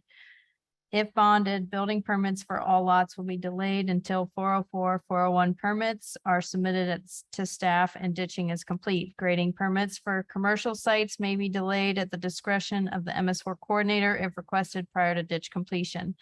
Number 5, minimum finished floor elevations will be noted on the preliminary and final plat. These may be changed through site plan procedure and approval by Drainage Board. Number 6, a homeowners association document must be submitted to county legal and recorded with the final plat recording. Number 7, the petitioner to provide covenants that address perpetual maintenance of stormwater facilities, detention basins, ditches, storm pipe, reference operations and maintenance manual. Covenants to include restrictions from EPA approval with reference location shown on the plat. Petitioner to provide a definition for drainage easements in favor of Monroe County in the covenants. Number 8, common areas are to include drainage easements. Number 9, O&M manual must include maintenance for detention basins, existing pond, ditches, and storm pipe with instructions to keep embankments mowed for inspections. Keep structures clear, brush and debris. Number 10, petitioner will make written commitments to consult on the site plan with the redevelopment commission for lots 1 through 3 and 8 through 9. And number 11, record written commitment to not build on the eastern portion of proposed lot 7 for 5 years for the proposed future connection to Sunrise. Greetings. I'll call the roll. Okay. If you, before you do that, be sure that that exhibit 7 just gets added in, the just the minutes. document for the minutes. Yes. Right that away. I mean, I know you read it into the minutes, but if we can just kind of slip that in there, that would be Yes. great. So, Yep. all right, and A vote. appreciate the waiver of final hearing so we can get that photo mat going real soon. A vote in favor is a vote to approve the preliminary plat amendment. Margaret Clements, Yes. Tron Enright Randolph, Yes. D Owens, Dee voted yes, but her connection was unstable, so she had to leave okay, the meeting and then sign back in since it was recorded as part of the transcript. I think we can accept that, but okay. that's a Yes, legal. I'm just now back. I'm sorry. It's just, All right, good. No longer a legal point. Yes. thank you. Yes. Thank you. Julie Thomas, Yes. Amy Thompson, Yes. Jerry Pittsford, Yes. Jeff McKim. I'm sorry, would you read those conditions again? Yes. Thank you. Vote is unanimous to approve. Okay, thank you very much. Our next item is continued by staff. It's SAD 21-4, which was Obannon Type E Administrative Subdivision. So we'll hear that at a later date. Our next item on the agenda is REZ 22-5. Sonia Lay rezoned from light industrial to ag rural residential. Preliminary hearing with the waiver of final hearing requested. This is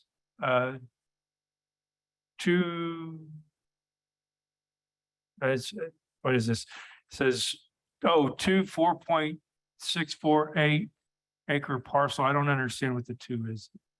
There are 2 parcels. Oh, 2 parcels, both at that size. Okay, gotcha. Okay, 2 parcels at 4.68 or 648 acres in Richland Township, section 35 at 353 North Knapp Road.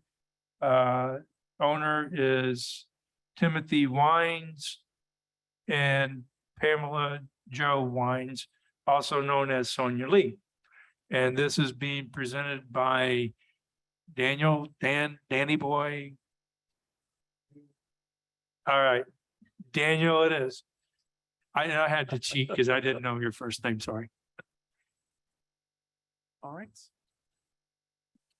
As you mentioned, this is a parcel or two parcels for a total of 4.65 acres, more or less, Richmond Township, section 35. And is currently zoned limited industrial. The petitioner is proposing to amend the zoning map from limited industrial to agricultural rural reserve. The site is currently a pre-existing non-conforming residential use allowed under chapter 803 of the Monroe County zoning ordinance. The single-family residential use is not permitted, however, in the limited industrial zoning district. The petitioner states that they do not see any future changes in use. If the zone request is approved by county commissioners, the petitioner intends to apply for a residential and accessory structure permits. I'm sorry, can you make sure he's mic'd because I can barely hear him and we've had a problem with that mic for quite a few meetings, so. All okay, right, can you hear me now? Perfect. Thank you so All much. right. I'm sorry, where was I? Yes. If the rezone or request is approved by the county commissioners, the petitioner intends to apply for a residential accessory structure permits. All applicable site plan requirements for residential accessory structure permits apply. They plan on they have mentioned this in their petitioner letter, that the acreage will easily accommodate expansion. They wish to not only renovate and enlarge their home to allow space to accommodate everyone, but restore the old barn, build a greenhouse for gardening, a small pool house, and install solar panels for energy efficiency. They also will potentially remove their current existing dual septic system and attach to the city sewer to try and accommodate any expansions. The current comprehensive zone designation is MCUA Conservation Residential, which is one of the reasons for this petition, as in the future, it will be a residential site, even if it is, I believe, denied at this meeting. And here we have the current definitions of the zoning districts. And here is a brief overview of using pectometry. For some reason, the area was not picking up that this is part of the property. I have been told by the petitioner during a site visit that they do not plan on building on this side of their property, nor do they plan on encroaching into the wooded areas back here. These are just some site photos that I took of the property. The photo on the left shows the vacant lots that the plans on remaining vacant, while the picture on the right shows the area that is currently occupied. And again, there are some accessory structures already on this property, but there is no limits in agricultural rural reserve on how many structures you can have on a property, so long as the total square footage does not exceed 15,000 square feet. And so staff recommends forwarding a positive recommendations to the Board of Commissioners based on the findings of fact and compatibility with the Monroe County Comprehensive Plan.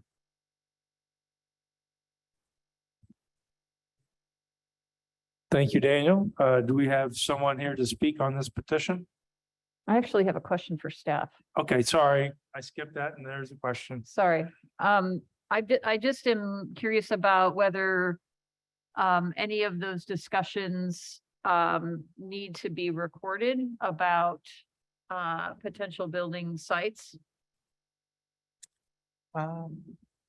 Maybe that's a Dave question or a Jackie question, sorry. Yeah, so in order to require them to hold them to that statement, I would suggest if you were inclined to record a commitment to combine the parcels for planning and zoning purposes. And if you wanted to have a preservation of the western portion, that would also be part of a written commitment. Great, thank you. Any other apologize for questions that. for staff? Okay, if not, you may come forward and speak on behalf of this petition. If you would please identify yourself by name and sign in.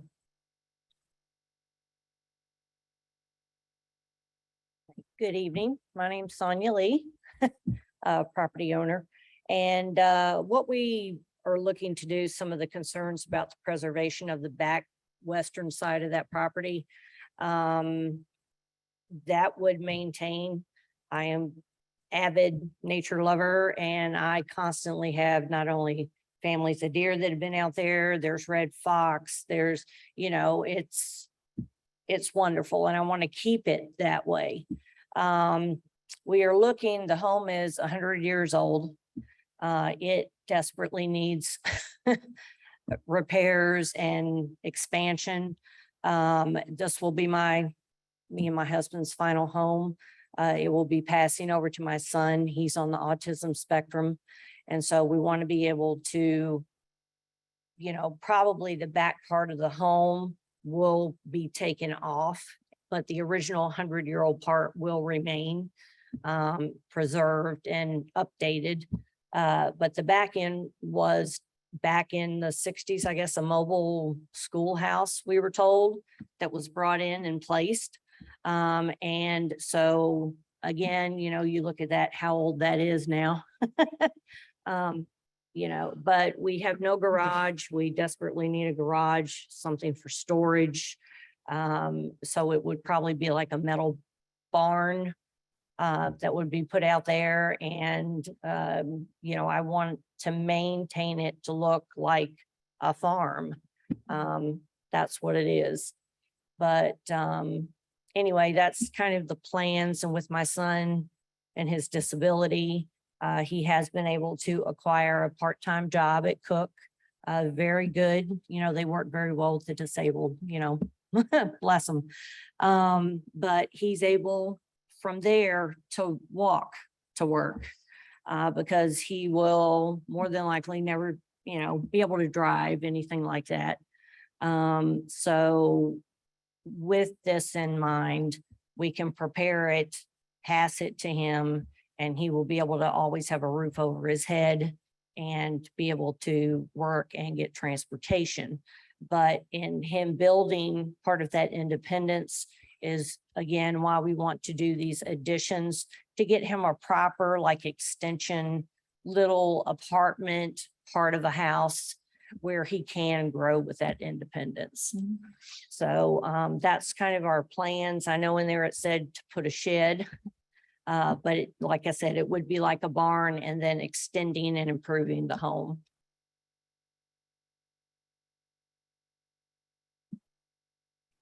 Any questions? Yes, any questions? I have a question. Yes.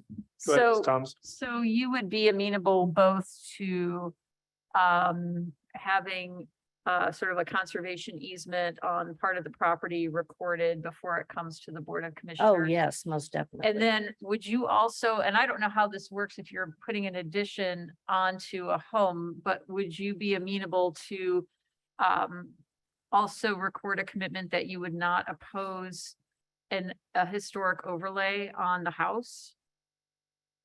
In other words, if a Board of Historic Preservation recommends that part of the property contain an overlay, meaning it's historically preserved. Right. Would you also agree to not oppose such a petition if the Historic Preservation Board came forward with that? Oh, yes. No, I mean, I've already been in touch with the Historic Preservation Board. Great. They came out, viewed the property and walked it and even wrote a letter of recommendation, you know, to the board. Right. But, you know, the original is the front part. So in pictures, you can probably see where it kind of jogs out. Yep. And one of the photos showed to the left, it looked like, you know, a 3-car garage. That's not us, that's the neighbor. Right. Right. I'd like to have that, but Yeah. anyway, and, you know, just to let you know, as far as that property and how it's currently zoned, it is residential and agricultural around me. But my home, and this was back probably, I don't know, 20, 25 years ago, and 4 other homes, that's it, was zoned with this industrial zoning. And I imagine it was at the time they thought Cook and Baxter, would expand back. But that has not happened. Matter of fact, 10 years ago, my husband had a change in job and we actually approached Cook and, are you interested? And, they're not. Cahey sits vacant. So if anyone, a business wanted to go in, I would imagine they would do that as opposed to trying to, take over our properties. The 2 homes to the north of me have recently been completely renovated on the inside, and had been up for sale for 4 to 425. So, none of us in that small little strip, us 5 homes, have any plans of it ever becoming anything industrial or commercial, unless, of course, county comes in and boots us all out, but that's kind of our plan. Right. Well, and there are several places in that general area that have that overlay that have long been residential that will never change. I think there's an area just off of Woodyard Pioneer Lane that was in the exact same situation you are in, and we had somebody come back, and that's just an unintended consequence of the exuberance of zoning. When you see industrial use going in somewhere, you try to clear the runway so Right. more can come in. So obviously you're there, you're staying, and I think we can support that. All right. Well, thank you. I appreciate it. Do we have any other questions for petitioner? Sound like she's a step ahead of you, Dr. Thomas. All right, if there are no questions for petitioner, I'm going to open the public comment. All righty, let us open public comment. Thank you, Ms. Lee. You're welcome. And thank you very much. Randy, do you wish to speak in support of this petition? Okay, sorry, he's the only one in person. If there's anybody in Zoom or otherwise who would be interested in speaking in support of this petition, now would be the time. I don't see any. Is there anyone who wishes to speak in opposition? Seeing none, it comes back to the Plan Commission for final consideration and any last minute questions and a motion. I'll make a motion if, I have a question, and it was in regard to some of your questions, and then a response from staff with talking about it being 2 lots of legal record, which has a lot of nuances to that, because if you go through a process where you combine them, then you have 1 lot, and if you ever want to sell that lot off, then you have to kind of go through that process again. I was looking at the proposed zoning, so it's still looking at like the zoning map, light industry. So I do think a residential use seems about right, but I'm trying to clarify maybe some conditions or commitments we're asking from the petitioner. Are we asking them to possibly combine that into 1 lot of legal record, or just the historical overlay and a couple other, I think, conservancy areas on the properties? Yeah, I don't recall hearing any mention of combining the lots. So It was brought up during discussion, staff brought it up. So I just wanted to really clarify what we're asking, because okay. You'll have to make a motion to include those written commitments. okay. are I- you? I'll ask the petitioner, since she's graciously came back up. Is that something that you would like to leave as a potential option in the future of having those as 2 separate lots of record? Well, we years ago, and this has been a little confusing to me because we get one tax bill for the two properties. But it always shows that it is two separate. And years ago, we had went in to combine it. So we've been confused as to why it always shows that it's two, but we have the one bill. You can combine them for taxing purpose, and then there's the lots of legal record for planning purposes. Okay, so that's probably what we That's, missed. and so if, I just wanted to ask you directly then, would you prefer to have those as two lots of legal records? So if you ever in the future want to sell that lot that's not developed, that you have that option without having to go through the process of having it divided again? If both could be zoned that way, the only time that would come into play, my daughter as well, she has some disabilities. She's bipolar. She struggles. She currently has her own home that I've supported her in getting into, and I assist her monthly. But, you know, that once my husband and I pass, the property would be my son and my daughter's, so that they could then, you know, kind of support one another, so to speak. So the only thing that would happen with that is if possibly something could be written in that, you know, maybe a secondary home like for her or something would be built, that it would just strictly be family. It wouldn't be anything outside of that. Thank you so much. That gives me a lot of insight to my question. And just to let you know, I'm supporting the petition either way, but I'm more supportive of leaving your options open and leaving it as two lots of legal record. And I really appreciate you addressing my question. Thank you, Tron. Ms. Lee, I would let you know, having dealt with a situation very similar to this on Board of Zoning Appeals, when people have lots combined for tax purposes, and historically they begin to believe that they actually have two lots, they go to sell and they discover that they don't have two lots. And as is your case, the zoning has changed over the course of time, and some people are blissfully unaware of that, and they wish to sell the lot, or they wish to sign it over to someone else, and they discover they don't have a second lot, and it's not an residential use, or it's not a use that they thought it was. My recommendation to you would be to think long and hard about this, and whatever you do for taxing purposes, I'd recommend you do also the same for legal lots of record, so that there is no confusion, and that when you make those arrangements in your estate, that is clear, because it can be very confusing with estate law if you leave it as it is right now. So whatever you wish to do affects us not in the least, but it does affect your future. So keep that in mind.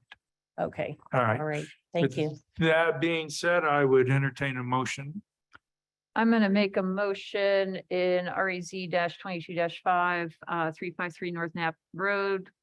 The rezone request from IL to Ag RR with a waiver of final hearing on 4.65 plus or minus acres in Richland Township. A positive recommendation to the Board of Commissioners based on the petition's compatibility with Monroe County Comprehensive Plan, and with two written commitments to be presented before it reaches the Board of Commissioners, one related to establishing a conservation easement for the record, and the other that the petitioner will not oppose any effort by the Historic Preservation Board to establish an overlay over part of the property as they may deem necessary.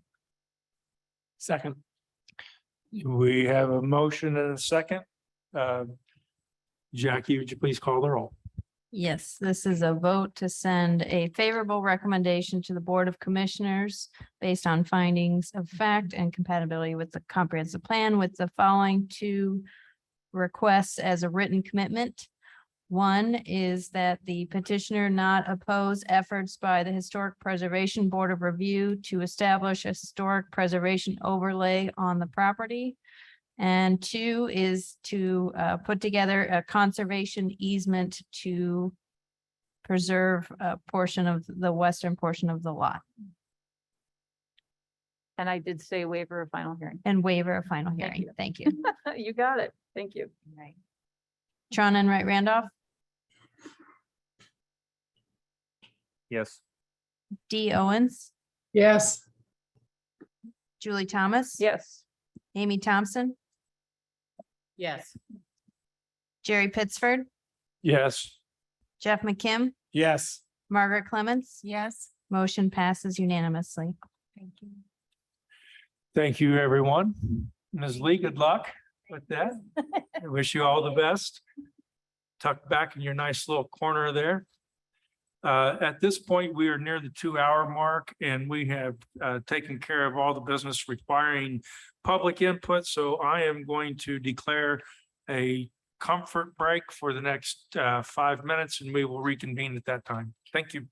Well, we have one more regular meeting notice, just a zoning ordinance amendment, but we can still take a break, but that won't. Yeah, I yeah. know. Okay, cool. All Right. right, thank But you. I was referring more to the public Oh, participation of yes, petitioners. we don't, yes. Yeah. We may have public comment, but. Yeah, they might Yeah, be. I know they can, but they're not, we don't have petitioners sitting out there. I mean, they're not-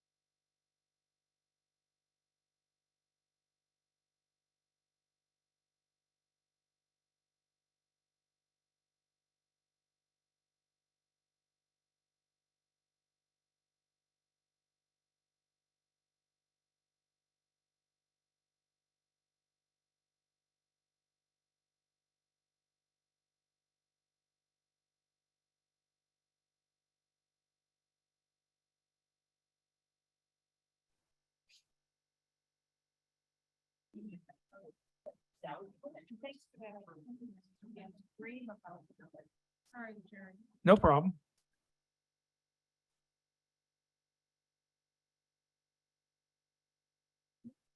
Ready, Dr. Thomas?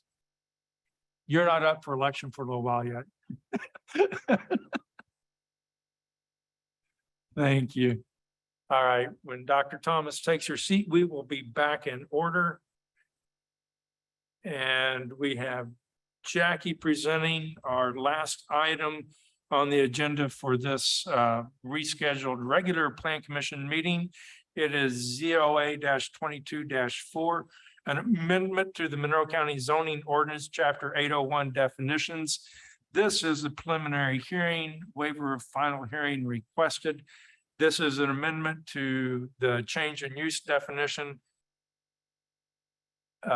with the addition of definitions for certified site plan, plot plan certified, structure commercial, structure residential, and structure residential accessory. Go ahead, Jackie. Thank you. So this is an amendment to chapter 801, as you stated, so I'll go through the different changes. So starting with the change in use, we are proposing that it become a little bit clearer in that we're saying that a shift and change of use is a shift in one use from the use table to another use in the use table. Whereas prior it was under the classification of uses below, which included outdated uses that are no longer applicable in the use table. And we're also verifying or confirming that the number of bedrooms for a unit is referenced from what is listed in the property report card, which is obtained by the assessor's records. Next, we have certified, sorry, going backwards. Certified site plan definition. It's a design that is certified by an engineer or surveyor that shows the full property boundaries, arrangement of buildings, all associated infrastructure and open space, and to see specific certification and component requirements under chapter 815. So the hope is that these definitions can tie people back into the amendment of chapter 815 so that they can see the specific requirements under each type of plan. Then we have the plot plan definition.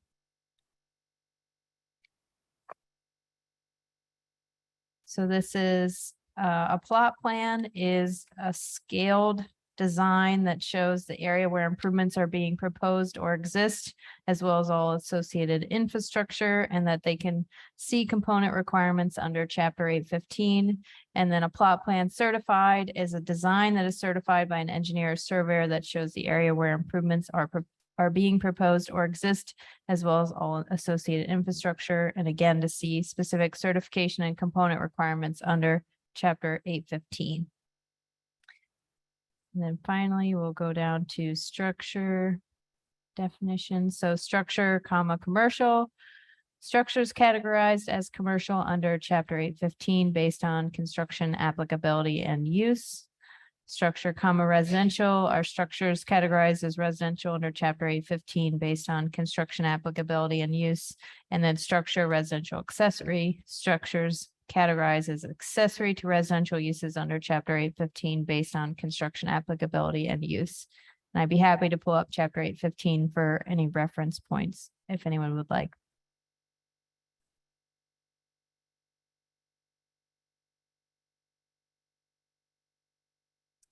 Does anybody wish for that? Okay, do we have any questions on these? Looks like some good cleanup language and directionally beneficial to the public looking at this. So I like it. Any other comments? All right, we do need a motion on this, correct? Yes. Okay. If I could have a motion, please. Sorry, in the matter. I think, sorry, you might want to take public comment on this as well. Oh, yes, sorry. Sorry. I haven't done this for a while. I am so out of practice. Poor Randy's been sitting there so patiently. You know what? All right, is there anyone here who wishes to speak on this Aye. Yeah. Appreciate it very much, Jerry. No problem, Randy. Randy Cassidy. As one has just learned everything in regards to the certified plot plans and trying to go through this and understand it. I do have a couple questions in regards to it as we look through the amendment and the changes there on that. One of the changes that I have just a couple questions in regards to. On a personal basis, I have no issues with anything on the certified plot plan. For me personally, it's just, as you know, Monroe County's 400 square miles, 137,000 people. It's a significant impact to a lot of property owners throughout the county as a whole. The one thing I did was wondering from a standpoint is like in ordinance 815, it allows an architect to do a certified plot plan. I noticed in the amendments and such, it just says survey and engineer. I didn't know if there was a particular reason why we eliminated an architect specifically or not. That's just a question in regards to it. And then the site plan, as we put it, where in that from a time frame standpoint, it indicates that if something is discontinued for 6 months, it triggers that. And the question I would ask in regards to that, go ahead. Could you just speak a Oh, little sorry. closer to the mic? In regards to, I'll start over, make sure the aspect of certified plot plan from, is an architect removed, is it an Scrivener's error oversight, or is it just something that we just don't want architects to do? And then the aspect of the 815-2 that says a site plan will be required if a use is discontinued for 6 months or more. I understand a discontinuance, but nowadays, as I'm becoming an older individual and I start looking at things, if an example, if one of us or our mother went into a rehabilitation facility and it exceeded 6 months and we needed to have modifications to the home in order to have accessibility, would that trigger a certified site plan because they spent more than 6 months away from their residence? It's just a question in regards to it, because as always, the devil is in the details. And when these things come up, they become real concerns for all of us and our community as a whole. And then when we look at this aspect from, making sure that we're trying to do everything correctly and such, what is the size of the buildings? I know from my past experience and what I've heard, anything over 10 by 12. So like an accessory building and such, is it 10 by 12, 12 by 15? Is there a particular size that triggers that? Or is it the discretion of the administrator and planning department? And then finally, just on an aspect of always being concerned from the economics of things, because the American, we all want to own a home, and it's getting very, very difficult nowadays for our young people to be able to afford it. It's an unfortunate situation, and I wish I had the answer. I don't. But when we look at what this cost and time frame is, which, starts at approximately 1,500 and can go up to, 5,000 or more. I haven't went through the aspects of all the details. I've only contacted about 3 engineers on that, and it can take a minimum of 6 weeks. Now, with proper planning and financial, savings and such, you can plan for it. But I just want to bring these few things up as we look through our requirements for our county as a whole, that we do things that is in the best light for all of us. I know you guys take a lot of things into consideration. I appreciate it, but just at reading through that and now trying to dissect the certified plot plan, I thought I'd at least bring those issues up and, see if there was some dialogue based on that. I appreciate your time and patience. Thank you. Thank you, Randy. Okay. Jackie, it sounded like there are some questions in that. Do you want to address any of the questions that were raised by Mr. Cassidy? Sure. I'll note that Mr. Cassidy's comments, I think, were for an amendment to chapter 815 that's already passed, sent a favorable recommendation by the Plan Commission to the commissioners. So I will make sure to include Randy on the commissioners' hearing of that, so that he's able to provide those comments. But also, Randy, I can give you the answers to that question, to these questions, maybe after today's meeting. I don't want to convolute the chapter 801 changes. If you have any comments specific to the definitions, then, okay. I understand what you're saying. I was looking at, because it references in the new amendments to 815. So that was why I use it from a reference standpoint. I guess the only specific question in regards to the amendment changes is where it goes from surveyor, engineer, and eliminates architect. Mhm. So Okay. that would be the only relevant thing to that actual, ordinance that's proposed this evening. Sure.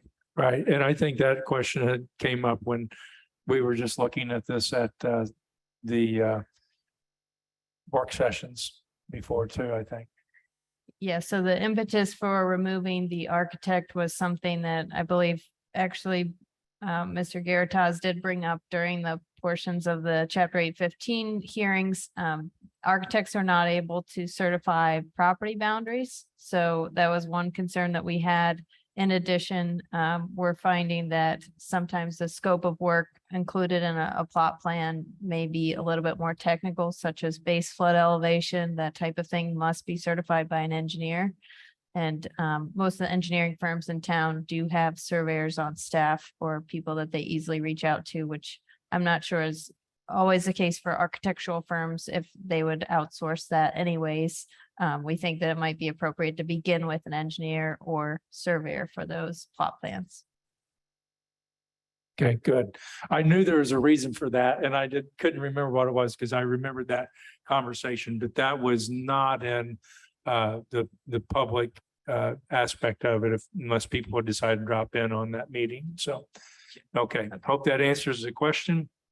And now, are there any others who wish to comment on ZOA-22-4? Is there anybody in Zoom? Okay, there appears to be none. So I would entertain a motion on this. In the matter of ZOA 22-4, amendment to the Monroe County zoning ordinance, chapter 801 definitions.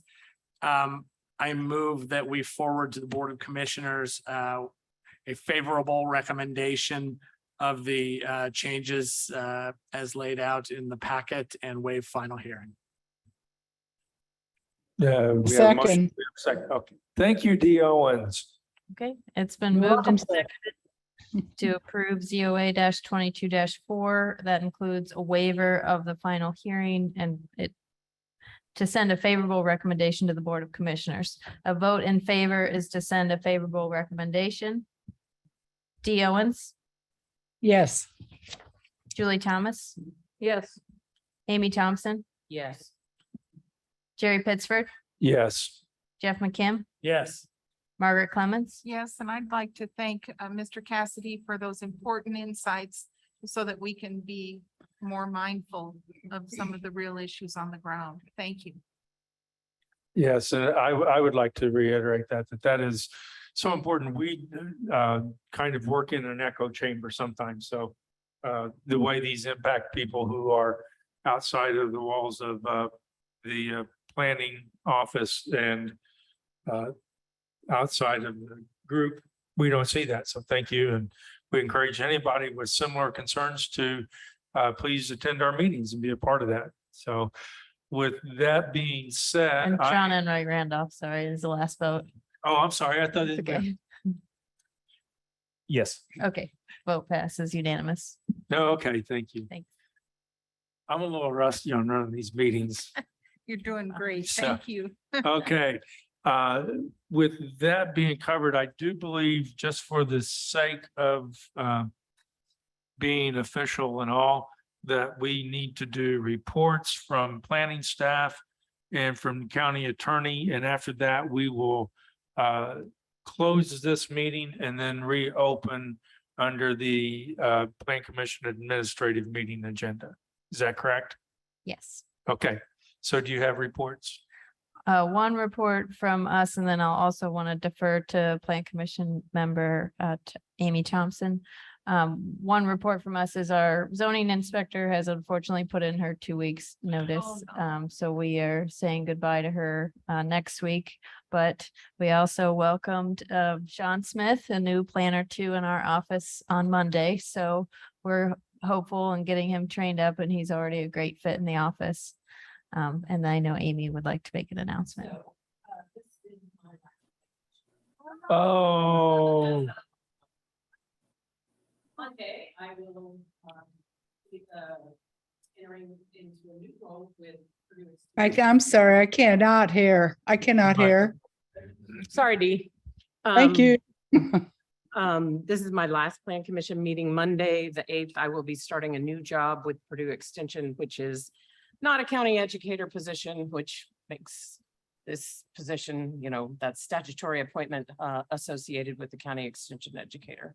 So not gonna say it's always been a pleasure, but I have done my best to show up, and I have always very much appreciated the dedication and professionalism of our staff. So, And we've appreciated you. Absolutely. Thank you, Amy, Yep. for all of your service and your good questions. it's and your definitely good bittersweet, and I'm happy to say I will still be living in Monroe County. All right. So Thank you, Amy. Appreciate you. Yes. you've stuck in there a good long time. I've only, I saw one before you and that's all. So that's pretty good. Wow. I actually was here when you got here, so I'm in that minority now. So Wow. again, thank you, Amy, for all you do. You and those like you are so vital to the future of our county, and we should not take that for granted. Thank you very much. Okay, Mr. Schilling, who's with us via the interwebs, do you have any? I have no report tonight. Okay. Kind of hard to top Amy's announcement anyway. All right, with that being said, I'd entertain a motion for adjournment. So moved. All in favor, say aye. Aye. We don't have to call a roll on that. Nope. All right. So that closes the regular meeting, and now we will turn to the Plan Commission Administrative meeting. Yes. And Margaret has the night off as far as duties go. So I'm going to go ahead and share this as well, since I'm trying to get my abilities back in order here. So we have on our agenda tonight, one item of unfinished business and one new business. The unfinished business is PUO 21-1. P&G planned unit outline plan to rezone property from PB to PUD. What is PB? What'd you say? What is PB? Pre-existing Pre-exist- business. Okay, we almost never see that one. All right, this is one lot or one parcel of 4.93 acres plus or minus, located in section 29 Prairie Township at 5100 West Victor Pike. And Ann Crecilius is presenting. Thank you. I will save a full presentation for our next public hearing. Right now, just a few updates. There have been a couple of exhibits added, some formatting changes. One of the exhibits that's added are remonstrance letters that have been received as of this year. All the original letters of remonstrance and support have all still been included from when this was continued back in January. Something I did want to point out is that I went through and added a much clearer timeline, since I know that even for myself, the dates were getting a little confused as to where this was. So everything's laid out, when it was continued, what did the Plan Commission talk about and request? So you can catch up there as to how this petition has been progressing. The other update is that just a kind of a note that our petitioner and their representatives are not here this evening because they are currently holding a neighborhood meeting. So there was a letter that's shown as an exhibit as well from July 13th, stating that they would be having a neighborhood meeting tonight. So Okay. hopefully that goes well.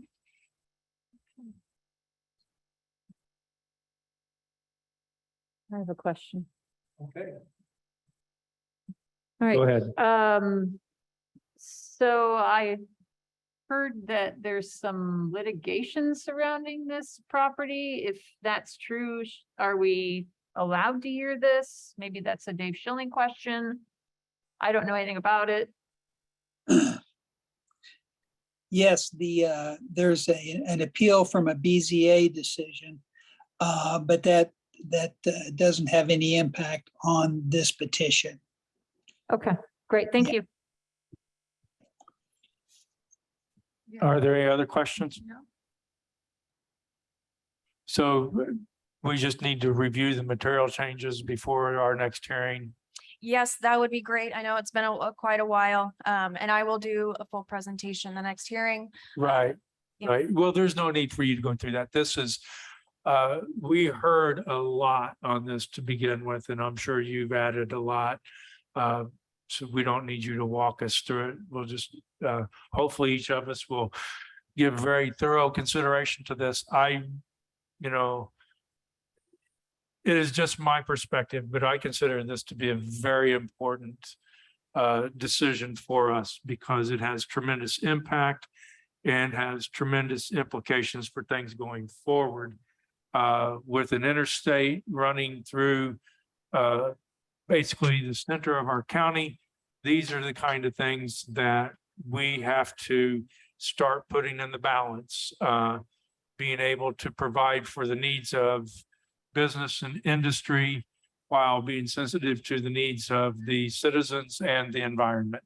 So this is one of those cases, and hopefully we will be able to think our way through it clearly and do justice to the petitioner and the zoning ordinance.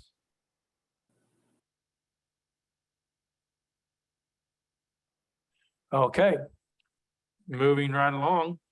Our next item is under new business. This is a rezone REZ-22-6. This is Ray Barn renovation, historic preservation overlay rezone, preliminary hearing, waiver of final hearing requested. This is 7+ acres plus or minus. It is located at 4595 North Maple Grove Road. Petitioner is David William and Mary Lucinda Ray. Yeah, so presenting tonight is not Drew Myers, it's Tammy Bierman. Yeah, I was working with this petitioner briefly before Drew took the case over. So basically, they're wanting to add the HP overlay to this 7-acre property. Okay. The Historic Board of Preservation has already reviewed this and have found 3 items that they believe support this local designation, which will help in protecting the structures on the site. There will be a more formal presentation of this in about 2 weeks. I do want to note that the IHSSI survey from 2014 ranks this as outstanding for the Ben Owens Farmstead. And then also previously before that, the Monroe County interim report from 1989 also ranked it as outstanding. So, you know, there's the remainder of this packet, so it's like 70 some pages here, 80+ pages is this report. And there is some interesting history here. And I will also point out that it is within the Maple Grove National Historic Register District, just kind of right embedded in there. It has a lot of those unique limestone walls on the property. There are a lot of pictures. I'm sure you'll enjoy looking at those for the next meeting. So does anyone have any questions on this one?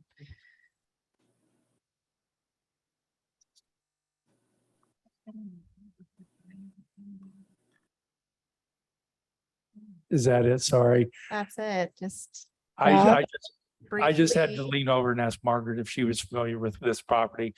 I know this property. I know the petitioner. If there is a historically significant property in Monroe County that deserves all of the attention it can get, this is it.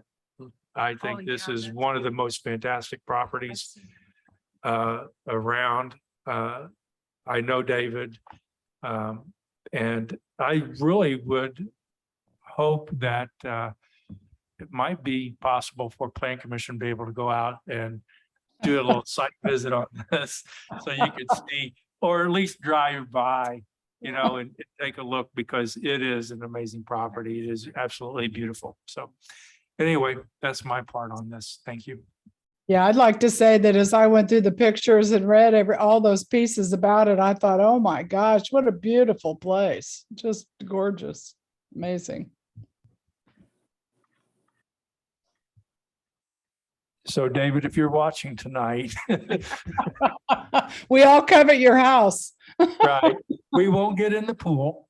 Doesn't have to be a pool party. All Now, right, there's a cemetery right next to the there you go. pool. We'll bring flowers.